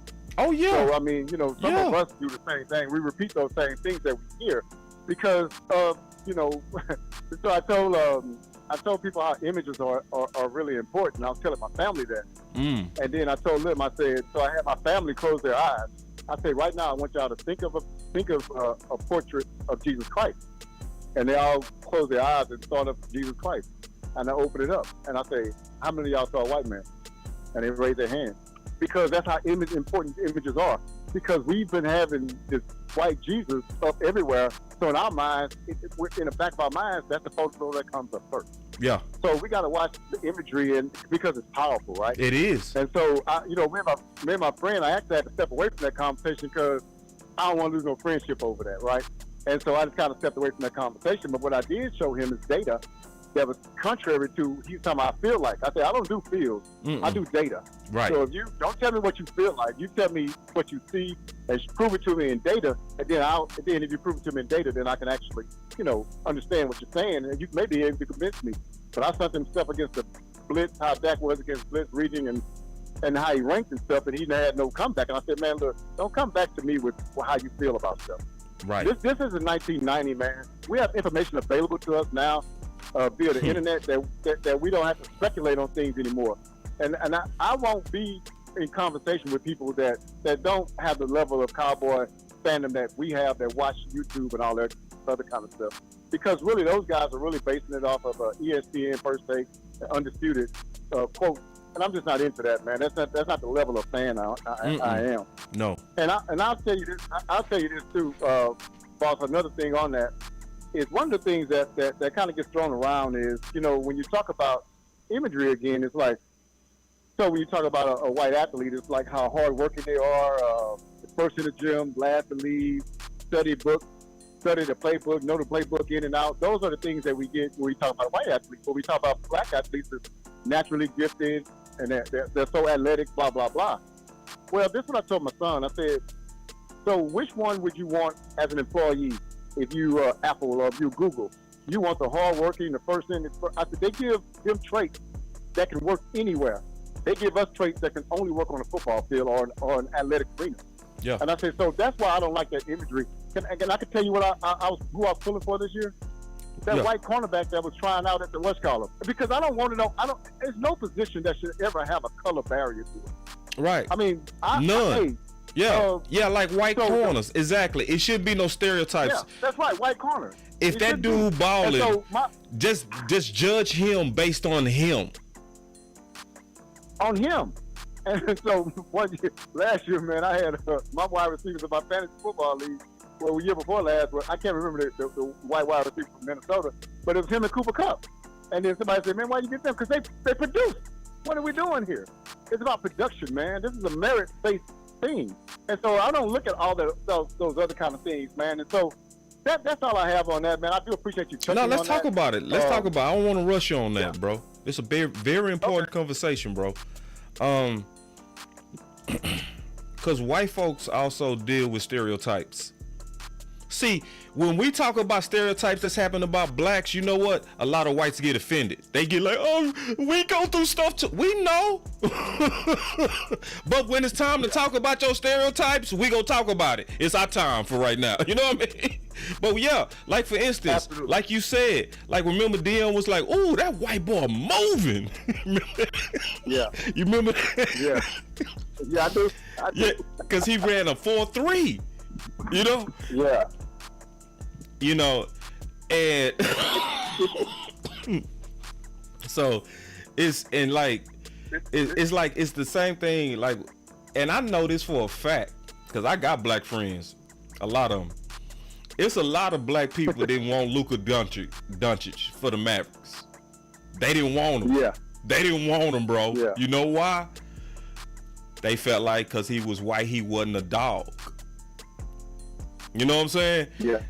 Stereotyping him, bro. And I was telling him, I was like, y'all tripping, bro. I said, I saw Luka when he was 16.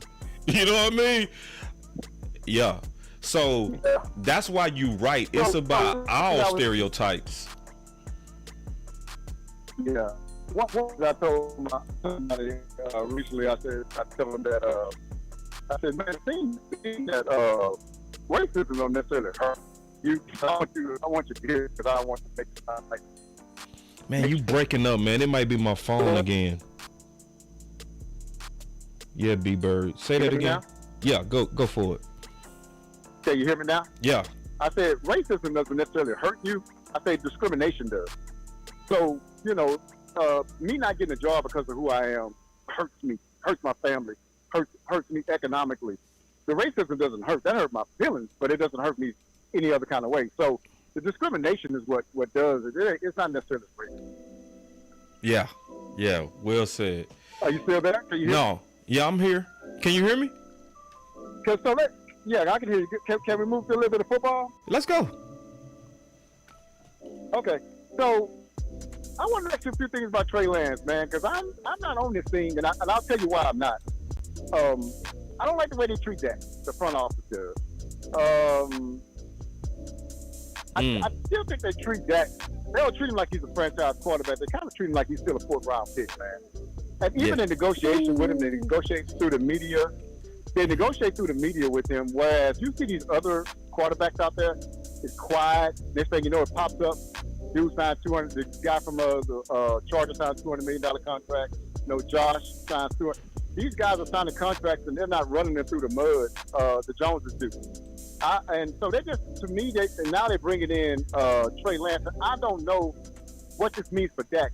I was listening yesterday. And could you explain to me a little bit, and we could talk about it, with his renegotiation coming up, what does this mean for him with them getting Trey Lance? What are they trying? Are they trying to say something here? They, with the words, they say they're not, but I would assume that they are. I would have definitely assumed that they're trying to use this, even though currently it has no leverage. It is nothing except the traits that he has. That's a threat now. You know what I mean? But they got a whole year to stoke this. They got a whole year to get their millions and their media people to hype up this competition, you know, and try to make. And you also know that the national media as well as the local media is going to hype this up like crazy, because we know they hyped up the red rifle as a threat to Dak. Remember that? Yeah. Andy Dalton. Yeah. They hyped up Cooper Rush as a threat to Dak. So they go hype Trey Lance as, you know what I mean? So it's gonna be betrayal across, and that's gonna help the Joneses. They're gonna keep this controversy. They go stoke it. So let's say even if Dak has a good game, right? Like Detroit, that was a good game. Or if he has a couple of mistakes or a bad game, the first thing they gonna start saying, should the Dallas Cowboys go ahead and insert Trey Lance? Because, he need to show them that he can get over that hump. And if he ain't showing them, maybe they need to go ahead and save some money and go with Trey Lance, because he's going to account for $60 million against the cap. They got to pay more people. See, it's going to be epic, and it's going to be all year. But here's the deal, man. Here's the deal that I didn't like. I think that they're set up so well this year. I just don't know any other franchise quarterback in their prime that has somebody that has to look over their shoulder. I can see in the latter years, like with a Brett Favre, or in that situation, that you get a quarterback that can come in. But this guy, if you're saying that quarterbacks play till they're 38 to 40 years old, that means Dak has 8 more years. And so I don't like the Joneses bringing in this, because all it's going to do is give the Skip and Shannon and those guys, Stephen A's, more things to talk about, Shady McCoy, more things to talk about. And if you think that doesn't affect the players, it does, man. It gets back to those guys. And so the Joneses doing this, and we're talking about, a guy that could even make it on as a third, what could even make the backup role for his last season. And you're bringing him in, and the controversy that I think that is going to bring, to be honest with you, I didn't hear anything in Dak's voice about that he liked this acquisition. You know what I'm saying? Yeah. And so him having to look over his shoulder, him being threatened, him feeling like the front office ain't got his back, I think that's not going to bode well. When my son first told me about it, he said, man, we got Trey Lance. And he said, what you think? I said, man, it don't feel right. And he's like, why? And I said, why? And that's my reason. And my question to you would be why? And because, I just don't know what they're trying to do here with Trey Lance. Like, you don't bring him in to say that we just want him to be a backup quarterback. You're bringing this guy in to eventually be a starter in their mind, if you get what I'm saying. And so I think that Dak understands that. Like, he hears that and sees that and saying, man, what I got to do here, man? You know what I'm saying? What I got to do to be a franchise quarterback here and not be looked at as a fourth-round quarterback that got in, because 2 people got hurt. Because that's the same way y'all still treating me. Yeah. And this very good conversation, by the way, man. B-Bird, this is why we all know you on all these channels, man. You raise some hellified points all the time. I do have just a little bit of pushback, just a little bit. And let me tell you this, I welcome it, because I don't want to feel this way. So let's talk about it. Please, yes. And I said this the other day. In most cases, you're right. QB controversies are bad in most cases. Dak, in the case of Dak, I think is excellent, because in my opinion, Dak was his most locked in. I mean, super locked in. I don't mean talent. I'm talking about mentality when he was a rookie, and that was with Romo nipping at his heels. You know what I mean? So most quarterbacks mentally would have folded under that, but with Dak, it made him play close to perfect. So I think he hears it, and I think it does do something. I think it pisses him off. You know what I mean? I think he gets more and more determined to shut up the naysayers. I think it pisses him off. So even if they're scheming for evil, it's gonna still work out for their good. You know what I mean? Because Dak is one of those dudes that's made for this. He's made for this type of stuff. That's why I always say he was the quarterback that's supposed to be our quarterback, because he's mentally tough for this.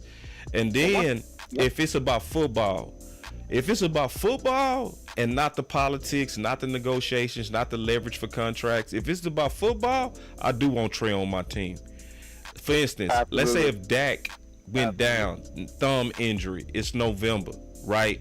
And you need a quarterback to go ahead and finish it out, get you in the top of the division. Would you want Cooper Rush, Will Grier, or Trey Lance as the backup? I probably want Cooper Rush right now. I'm serious. I'd rather Cooper Rush right now. I wasn't expecting that. Talk to me. Here's the deal. Here's the deal.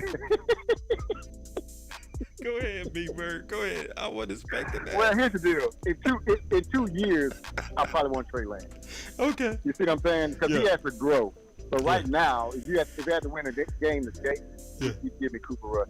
Yeah. Hey, and I got one thing to say about that's fair. That's Will, fair. Man, which he had a great performance last night. But I'm still with you on Cooper, and I'm gonna tell you why. Yeah. Anytime I gotta make somebody perform, yes, you should have did this 2 games before. Right. I shouldn't have to make you perform by putting your back up against the wall. Thank you. You should go out there and perform like that all the time. Thank you. So now people talking about, oh, look what he did.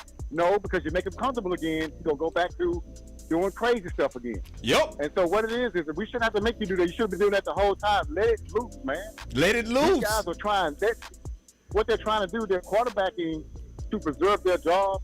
You see what I'm saying? They don't want to make no mistake to preserve their jobs, but they're not making the plays to win the job.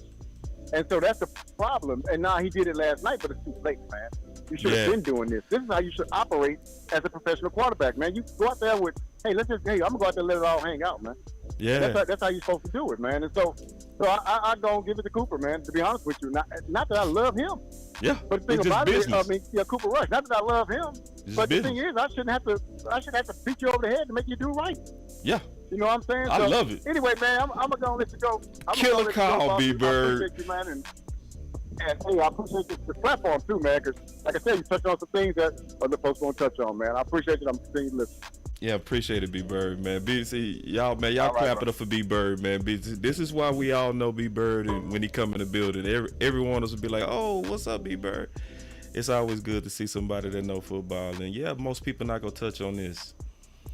Most people not gonna touch on what I touched on because we are brainwashed. A lot of us are brainwashed to really believe that having a discussion about race is taboo or inappropriate. Okay, so I can't talk about race in this country? We can't have a discussion, bro? Or you gonna leave the chat because I came here for football. Oh, for real? All right. So yeah, a lot of us brainwashed. So we not willing to sacrifice nothing. So we had our ancestors give their lives for me. We had people killed in this country, houses bombed, families killed by domestic terrorists, right? And I'm supposed to be silent in a country to where domestic terrorism is on a rise. Let me say this: domestic terrorism from racist white is on the rise. It's more of us being murdered, and this is according to the FBI. Christopher Wray, who was appointed by Trump. So he said the biggest threat to this country, and we talking about the FBI. He said the biggest threat to this country is domestic terrorism. Oh, and then Boss and others not supposed to talk about it because it's not politically correct and it could offend some people. If you offended by me having this conversation, I'm gonna say this again: I don't want you to listen to me anyway. Yeah, because if me talking about me wanting my kids safe bothers you, And you just want me to I just want to hear about the Cowboys, not your problems. Well, fuck off. Yeah. I mean that too. So like, it's certain things can't be for sale, y'all. We can't sell out everything. I know we want to promote. I know we want jobs. I know we want influence. I know we want to work for .com or go work for ESPN or go work for the 105.3 The Fan or I want to go work for this company. Now, some things not for sale, bro. Some things not for sale, homie. Now, some of them other people might sell out. Some of them other people might. That's them. That's their business. If they want to be quiet and be a good, good. I don't talk. I don't talk about race. I don't talk about race. Okay, well, go ahead. Tap dance. Nah, bro. Not me. And then why would I have a channel where I can actually speak my mind and then be scared to speak my mind? Like, come on, bro. Yeah. And then, like Will said, you can talk about it all you want. And this is coming from a white guy, Will Nico. He said, you're racial, you are. Ethnicity or your color doesn't define who you are. Your heart does. Exactly. And I'm telling you, it's a whole lot of white folks that listen to this channel don't have no problem with what I'm saying. None. They over here like, yeah, preach. You know what I mean? White folks. You know what I mean? Because it's a whole lot of white folks sick of it too. Yeah, so it's like, so I'm going to speak my mind on it. I'm just going to speak my mind. And guess what? I'm going to attract people who want to hear the truth. I'm going to attract them because guess what? I am water in a desert. Let me take another call.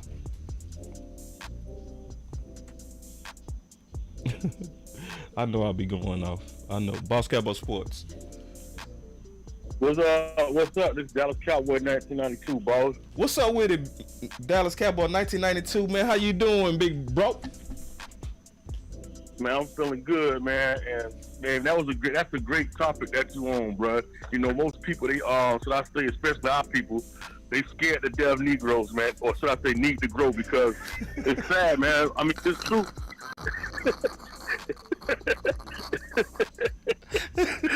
Negroes need to grow. need to grow, man. Real talk, need to grow. The problem is how we see ourselves. Number one, is how we see ourselves. Sad to say, most of our people, they don't have a clear understanding or a clear knowledge of really what took place. What our people like, particularly slavery, and they hate to talk about it. But see, if you look at all the other races, they talk about whatever struggle or whatever conflict or whatever problem they had, and they deal with it. See, this is not even a white man problem right here. This is our problem. Our problem, we don't like to talk about and discuss and sit down and talk about our issues. And then when something happens, God forbid, like a case with the brother that got his neck stepped on up in Minnesota, and everybody like, whoa, what's going on with this? It's a race problem, and that's the truth. That it is a race problem. That is a race problem, but we need to first identify and treat each other better. And like I say, if we don't acknowledge ourselves and have respect for ourselves, who will? Who will have respect for us if we don't respect ourselves? What nation will uplift another people and they don't have respect for themselves? I'm saying, is it all right for a white person or a Chinese person to come disrespect one of us? Hell no. I don't care if it's a man on the moon. They don't have a right to come disrespect us. But the problem with us, we don't like to talk about our issues and let alone solve our issues. We sweep it under the rug and act like it don't exist. That's what they want us to. And they put pressure for us to. Because, see, this is how they put pressure on you. They'll come in your chat and say, here we go. The race card. Do you know how insulting it is to call race a card game? Do you know how insulting that is? Like, it's a card. You just playing a card. Hold on real quick. So somebody asked a question. I'm going to answer it. He said, is black supremacy okay? Can black people be racist, or are they immune to that proclivity? No, it's no. No, let me answer it, bro. Let me answer it, bro. Because I know you ready to go. Go ahead. You was finna take off, boy. You was finna take off. That boy was finna take off. So, bro, listen, bro. Listen, of course, Chris. It's a whole lot of black people that's racist. It's a whole lot of black people that believe in black supremacy. And matter of fact, white supremacy, I hate the term white supremacy, bro. I hate the term because any race that's literally fighting to keep an advantage of another race is not actually superior. That's inferior thinking. I'm going to say that again. When you organize as a race to take advantage of other races, you don't feel superior. You only do that when you feel inferior. So, for example, do you think LeBron James would have to cheat to go against me? No, he would just dunk on me because he's already better than me. Okay? That's right. So, I hate the term white supremacy because people that's actually like that don't believe that they are supreme. They believe they have to fight for advantages that might be taken if they're not organized. So I never use the word white or black supremacy because anybody that's organizing to try to take advantage of another culture or race or color has what I call little meat energy. Little meat. You the type of dude that when I'm taking a piss at the stall, you can't help but look at your peripheral on what I got because you're not content at what you got. Right. So, right. Yeah, right. So of course, and none of us are saying that blacks are racist or don't be racist or can be racist. We know it exists, and that's why I've said, and everybody, that it's wrong. Whoever stereotypes is wrong when we say, oh, look at that white boy, he can't play no running back because he's white. Oh, look at that white boy, he can't play receiver because he's white. Oh, look at Luka Doncic, he's soft because he's white. Look at Dirk is weak because he's white. Yeah, anybody that thinks like that is a fool, whether you're black, white, yellow, green, purple, black, blue, whatever the color, you're an idiot. And some of us are sick of idiots of all colors. That's my answer. What's your answer, 1982? Right. What's your answer? I'm gonna say this. Right, man, right. See, the problem is the way you defeat that old argument, put them in the ring. Put them in the ring. You'll see who the one is dominant. Because one thing about the truth can never be compromised or never be brought out because the truth is the truth. Whether it was a white guy that could go in here and beat and knock a black person out, whether it's a black guy go knock a white person out, it ain't about the white or the black. It's about the dog that's in the fight. Yeah. Who is the biggest fighter, the biggest dog that's in the fight? And that's the problem. That's the problem, okay? And people, they don't see it because that's taught and brought down. That is a teaching. That's a sick-minded way of thinking, a satanic way of thinking, to think that you're better. That's how Satan got kicked out of heaven. Oh. He thought he was better than God. He thought he was better than every damn body else. That's a teaching, bruh. You can't. And that's why God allowed him. That's why God allowed him to get put out to show the other angels what he was thinking, and not to follow him, including men, for us not to follow him. That's why he got put out, because God knew what everybody else knew not. But I'm gonna say this now. I'm gonna go back to football now, because I love doing my little teaching and preaching and stuff. I do that on the side, by the way. I'm gonna say this. I see. The Cowboys, man, Dallas Cowboys. The problem is with Dak, and come on, we know this. Back to race again. People don't like the simple fact. Let Dak, yes, he's part black and he's part white. You have a black father, white mother. Now, let's be real now, like the brother said, like the last caller say, close your eyes. I want you to close your eyes and think about Dak Prescott. What color you think he is? We know his color. We just went by the name Dak Dakota Rain Prescott. Most of us are saying we did not see that he was a black brother. That we'll think, okay, this is a white guy. But then here's the reality check. We woke up, our eyes open, we see black. Now think about it. If that was the same, you put two Daks there, one white, one black, and they both had the same identical record, the same identical draft, the same identical everything.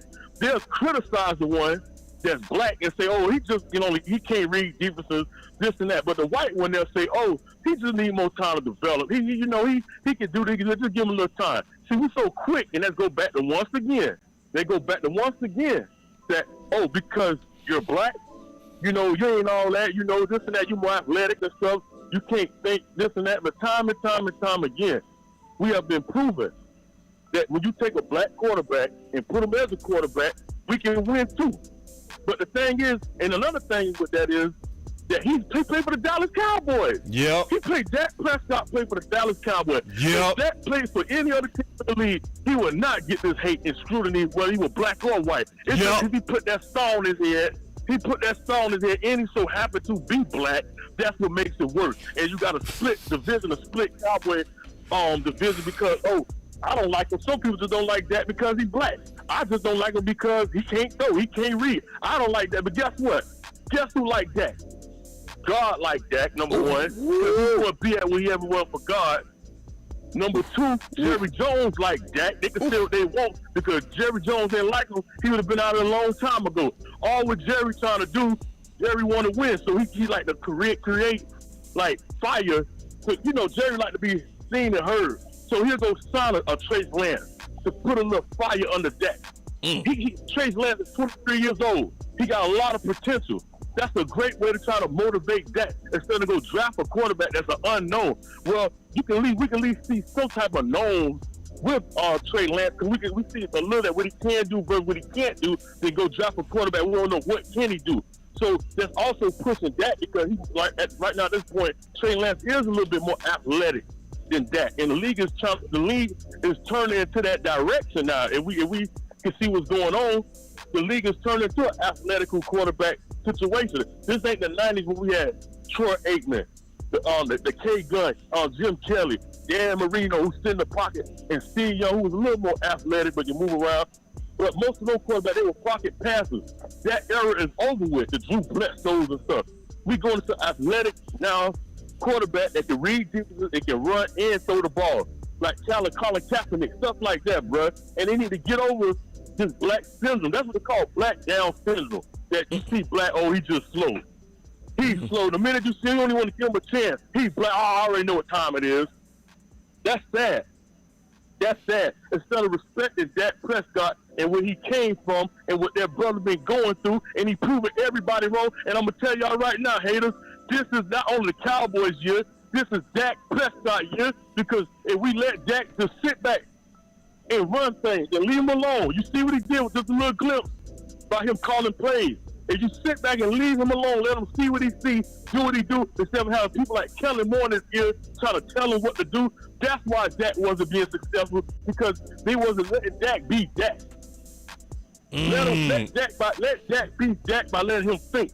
Leave him alone and let him think. Leave him alone. Let the man think instead of trying to think for him. That's the problem with Dak Prescott. And now guess what? All the excuses are gone because look, his best friend Zeke. Where's Zeke at? Zeke not there. Look what Kellen Moore. Kellen Moore ain't there.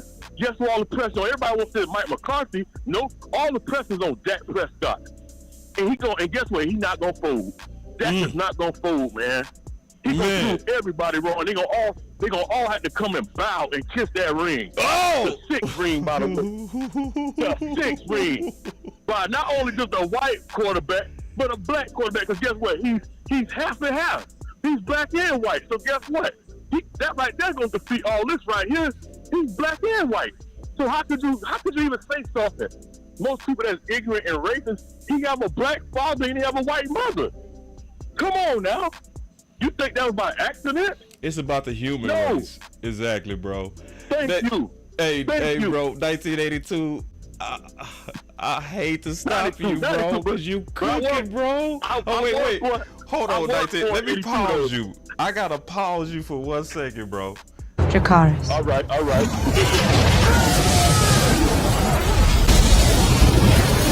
I gotta hit some buttons for you because you on fire. Yoga fire. Yoga fire. Dracarys.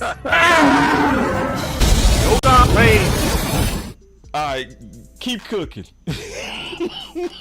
unless you finish, Okay. unless you finish, man. No, 1982, bro. Okay, I enjoyed it. I enjoyed it, man. I keep talking about the truth over here, man. I keep talking about the truth. There ain't nothing but truth. That's the problem with the world today, man. If we had more truth in this world, stop trying to bow somebody down based on their skin color. Stop trying to bow and put a person down because you may be taller or shorter than them. Stop trying to put a person down because you may have grew up in the not the hood, but out west in some of the suburbs, and a person from the hood. Stop trying to put people down, man. That's the problem with this world. Everybody, they came up. Everybody got a road to take. Just like this. 2 + 2 is 4. 0 + 4 is 4. 6 take away 2 is 4. That's the problem with everybody because they have their certain way of getting to 4. Guess what? You got the 4. You got the 4. What's the problem? What's the problem? The problem is because you think you better. It's a, like you said, it's a teaching, bro, about thinking like that. You think you better than somebody all because you had a different way or route of getting somewhere. That's sick. That is truly sick, bro. Whether you white, whether you black, whether you pink, whether you purple, it don't matter. We all trying to get to the same place, and we can't get there if everybody trying to be ignorant and trying to. So, this is my way or the highway. Well, guess what? If everybody thought like that, where would we be at? Where would you be at? Where would I be at if everybody thought like that, man? I'll be out of here. Heck, thank you. If God thought like that, where would we be at? We won't even stand a chance. He'll kill us the first time we did anything. Just get out of here. I can't take it. Come on now, as much as we all messed up. All right, but you done took over the show now, 1982. You can't be Boss Cowboy now. Well, I was born 82, but it's Dallas Cowboys 92. Okay, man. Hey, but man, I love this call, bro. Y'all clap it up for Dallas Cowboy 1982, bro. That was so dope. I love our fans, bro. Stay up, bro. You was perfect, and that's our final call, bro, man. I saved your number too, bro. So next time you call, bro, I know exactly who you are. Okay, bro. Thank you, bro. I appreciate it, man. Anytime on the platform. Thank you, bro. All right, bro. That was dope. I really enjoyed that, man. Just, man. So anyway. I love the fact that so many people called in, and yeah, we have conversations on this channel that some people might not be comfortable with, but I think we handle it okay. I think we handled it okay. It's one of them things that it's necessary for us to talk about these things because there are certain things that you have to talk through. If you leave it just for society to tell you, then we can never kind of see the perspective of the other person. So listening to us talk about our experiences, and then we can listen at you talk about your experiences, then we can come together and say what the real truth is. Because yeah, I saw some white folks that was in here that felt offended, and they felt like we were saying we are the only ones being mistreated. And I know some white folks that was beat up by police and abused by police and stuff like that, and they really do take offense to that. What I want y'all to know is that we not saying we the only ones.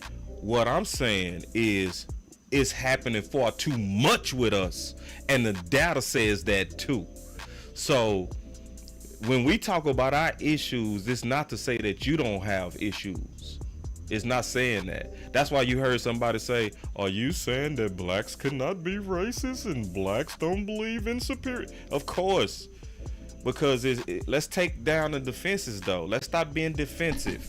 Because it's nothing wrong.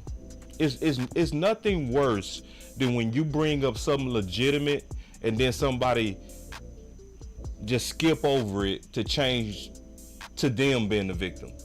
So let's say you stepped on my toes and I say, hey man, you just stepped on my toes. And he said, hey man, you stepped on my toes before. You're not the only one that gets your toes stepped on. It's like, bro, I wasn't talking about your funk ass toes. I was talking about you just stepped on my toes, you know? And that's what happened too much. When we start talking about what we going through, people start getting offended. Like, you're not the only one going through stuff. You're not the only one. It's like, no, can you first listen to what I'm going through? I will stop and listen to what you going through, but don't discount what I'm going through. Don't discount that. Don't call it a card game either. Oh, here we go. Anytime. Oh, the race card. Oh, here we go. No. You ain't gonna talk to me like that, bro. You not gonna act like the FBI's lying. You not gonna act like, oh, you know, there's no issues here. Race was a long time ago. That was in the 60s. We're beyond that now. Like, nah, it's still affecting my people. Yeah, it's still biases. Yeah, that greatly affect us. Yeah, and I'm talking about current stuff. Current. See, for all the people that think race disappeared, do you know what they did to black people in 2008? And before 2008? Do you know that in 2008, when we had the mortgage crisis, you know who lost 25% of their wealth all at once because of that crash? Guess who lost 25% of their wealth? Blacks. Why? Because the banks was putting subprime and the worst loans in black neighborhoods. They put the riskiest mortgage products in our neighborhoods. So when it crashed, guess who got hit the worst? We did. Bruh. We was systematically attacked by banks. And nobody went to jail for the shit. Finish him. But then we supposed to not talk. So, nah, so let's all agree on this. We can be better. But going back to football, for real. And I mean this, and this is one of the reasons, and listen, I'm not saying I'm not saying it was just whites or another color that was saying Dak couldn't read a defense. It was a whole lot of people saying that was wrong as hell. Black, white, yellow, green. Yeah. But that's also because that's what you hear the most. You hear that the most. Dak can't read. And then I'm over here like, bro, I know Dak got a master's degree. And so it pissed me off every time I heard it. I was like, bro. Because if any one of us called Dak, put it like this. If any one of us called Romo and said Romo couldn't read it, see, y'all want me to keep it real, so let me keep it all the way real. The person that we should have been saying couldn't read a defense was Romo. Because Romo was real aggressive in throwing in the double coverages, especially at the wrong times. But nobody would never say that, would they? They would never say that Romo couldn't read a defense. They would never say Peyton Manning. They would never question his intelligence. But you sitting and got a man literally with a master's degree. Masters. Going into the league got a master's. And it is common to say he can't read a defense.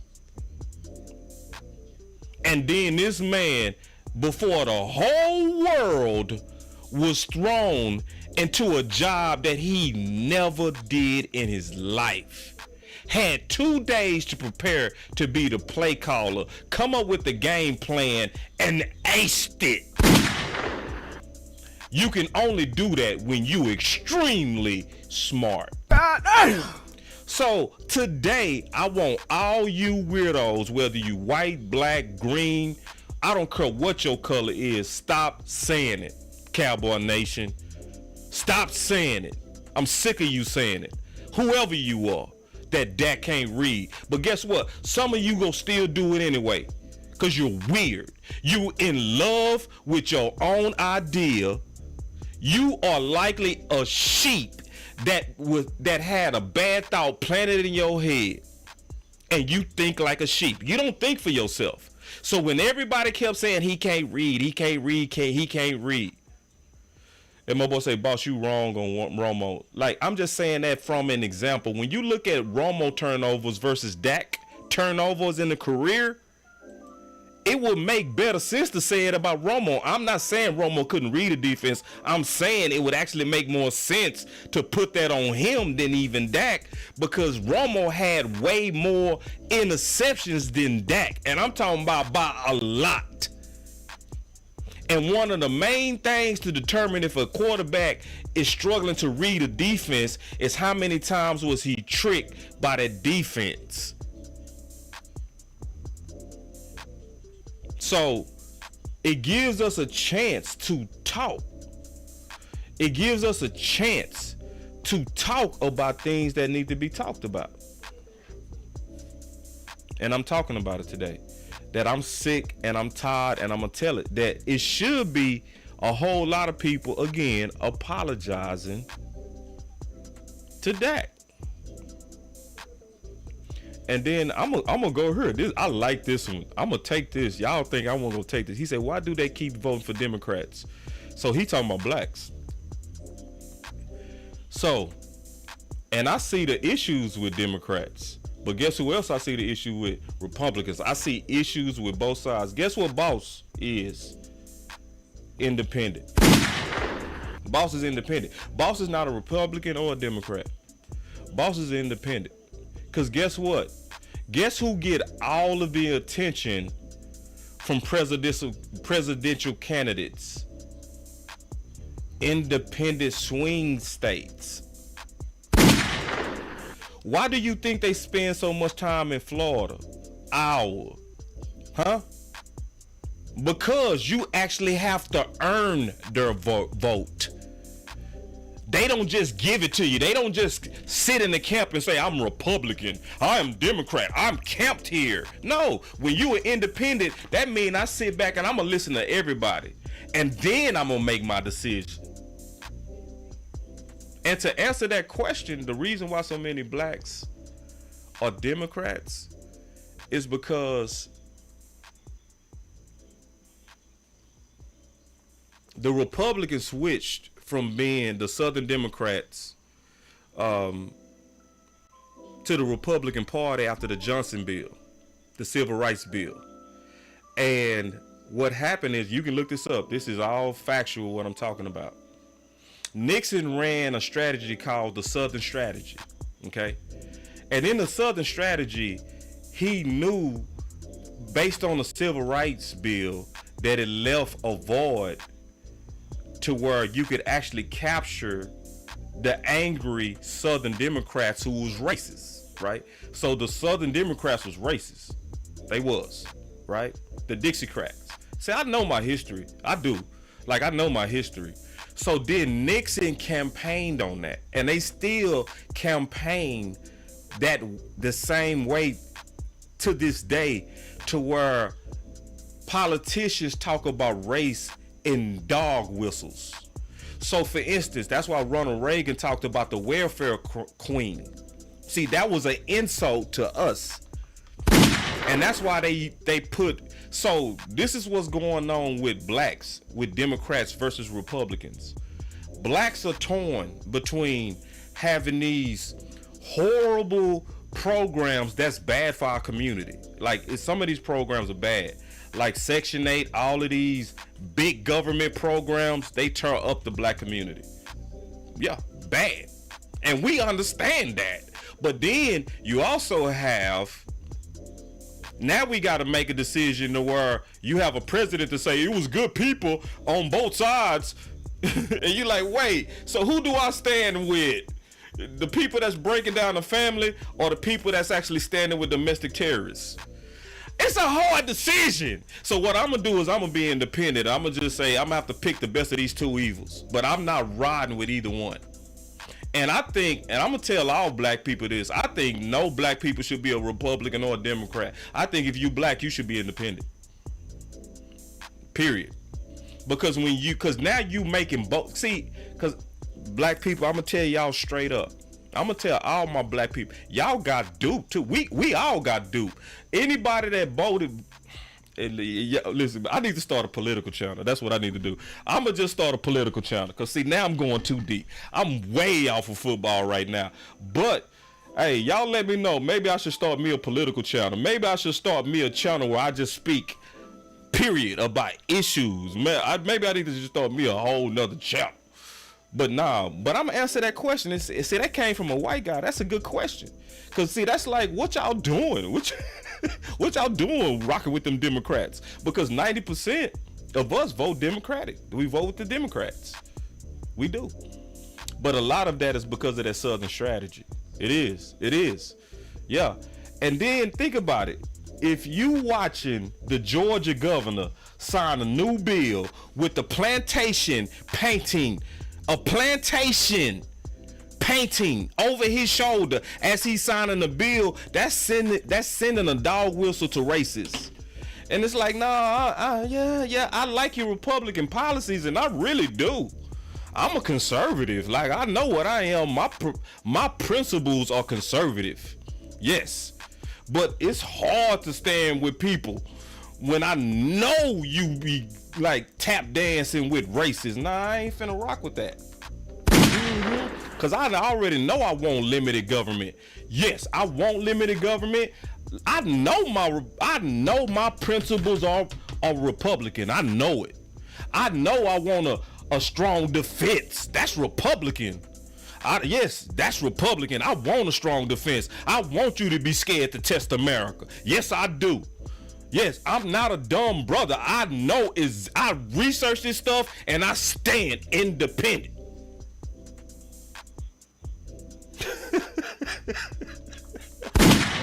So listen, y'all getting boss. This is real boss too. Yeah, this is me.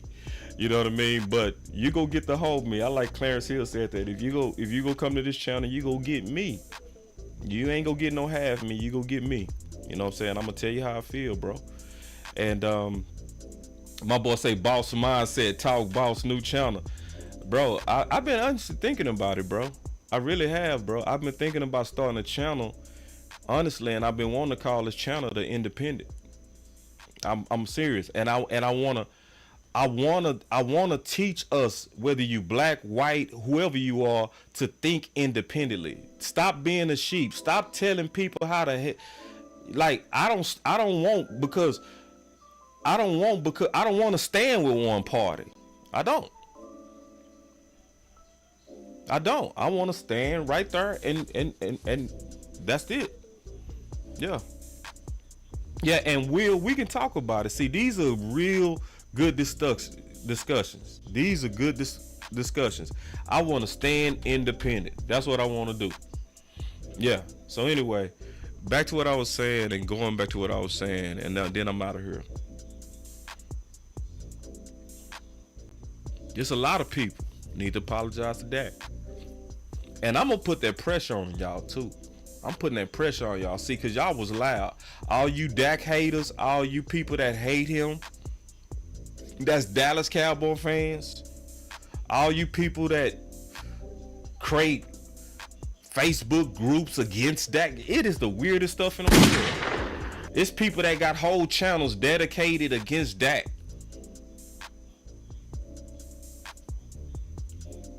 And then all of them watched him play call, and then tomorrow they go still come out and still be stupid. They all watched him literally do a job in 2 days that people gotta work their whole life to prepare for. He looked like a natural OC, didn't he? He even had the demeanor of an OC.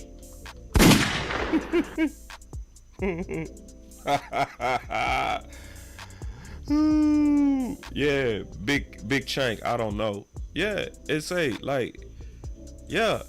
it's some weirdos out here, and it's some weird cat here. How do you want your starting QB? I don't know. I don't know how people do it, bro. But anyway, man, y'all come back at 8 o'clock. I got another show coming up. Okay. I'm excited about the show. I'm greatly excited about this show. I think it's gonna be dope. I got Jesse coming through with Last Second Sports. Jesse is a San Francisco new media member. So that means he's not in traditional media. But he intimately knows San Francisco. So, and he's gonna give me a lot of background on Trey Lance. I can't wait to hear it. And then obviously I'm gonna, comb up and down the roster because I want to know my enemy. The thing I like about Jesse is not a troll at all. He is not a troll, bro. He's not somebody that's gonna come in and say, hey, we're finna kick you, and all that. He's somebody that's calm. He talks football. He doesn't have like this little me energy. He doesn't. He has a confidence in his content. So he doesn't act inferior like a lot of Philly fans. He acts like he knows San Fran is a good organization. So he doesn't overexert himself. So it's going to be good. And I love the way that he does content. The first time we actually even did a show together, his fans loved me and my fans loved him. I promise y'all go like Jesse. Y'all, a lot of y'all go subscribe because he not gonna come across as an obnoxious San Fran fan. We're gonna talk football. So I'm excited for that. So that's gonna be at 8:00 Central. And I appreciate everybody who rocked today, man, because it was something that was to some people it's taboo, but as y'all can see, we got through this no problem. And even though maybe people didn't agree with everything I said, or maybe I didn't agree with everything you said, y'all see we still friends at the end of this, and it shows you that we can have these hard discussions without it being personal, So man, y'all continue to rock with Boss Cowboy Sports, where your voice matter. And I really appreciate it, and I'm happy the season is here, man. And like I've always said, and I've been saying this from the beginning, we never will be devoted. Never. Because a devoted person is just going to follow blindly. A loyal person will stop and question it to make sure we're going in the right direction. And I consider myself a loyal, I consider myself a loyal, and I want to be loyal to y'all by being honest and truthful. I also want to tell y'all this too, just real quick before we get up out of here. Don't leave. Yesterday, I did this show on the pregame discussion, and I had a guest that I want y'all to really make sure, if y'all didn't see that show, y'all got to go check that show out. I had Ronnie Braxton on, okay? It was a lot going on before kickoff, so a lot of y'all missed it. But this dude, man, when I tell you he was cooking, okay? He is one of the best NFL trainers. He is obsessed with keeping guys healthy and getting them ready to play. I don't think it's no trainer better in terms of keeping guys healthy than Real Truth. He's direct. He speaks his mind. That's why some people kind of might not like him, because he's very direct. He's very direct, But I like them type of people because you know where they coming from. I'm going to suggest, if you haven't, go check that show out. For real. Because y'all know me. I'm always talking. For the most of the show, I was quiet. I was listening.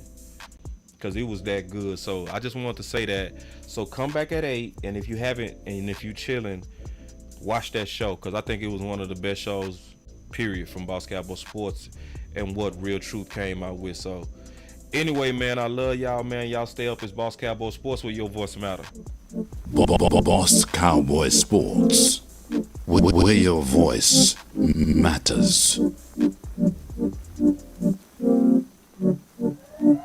Look, moving too bossy, we don't tread softly, but not flossy, the streets that taught me, moving too bossy, we don't tread softly, but but not flossy, the streets that taught me, I'm just tryna get my nigga paid. We came from Section 8, and I knew I was at since the 2nd grade. Man, I swear my time is coming, cause I'm never late. Came from broken homes and broken dreams to getting paid. Love, dollar bill, listen close, this is not a drill.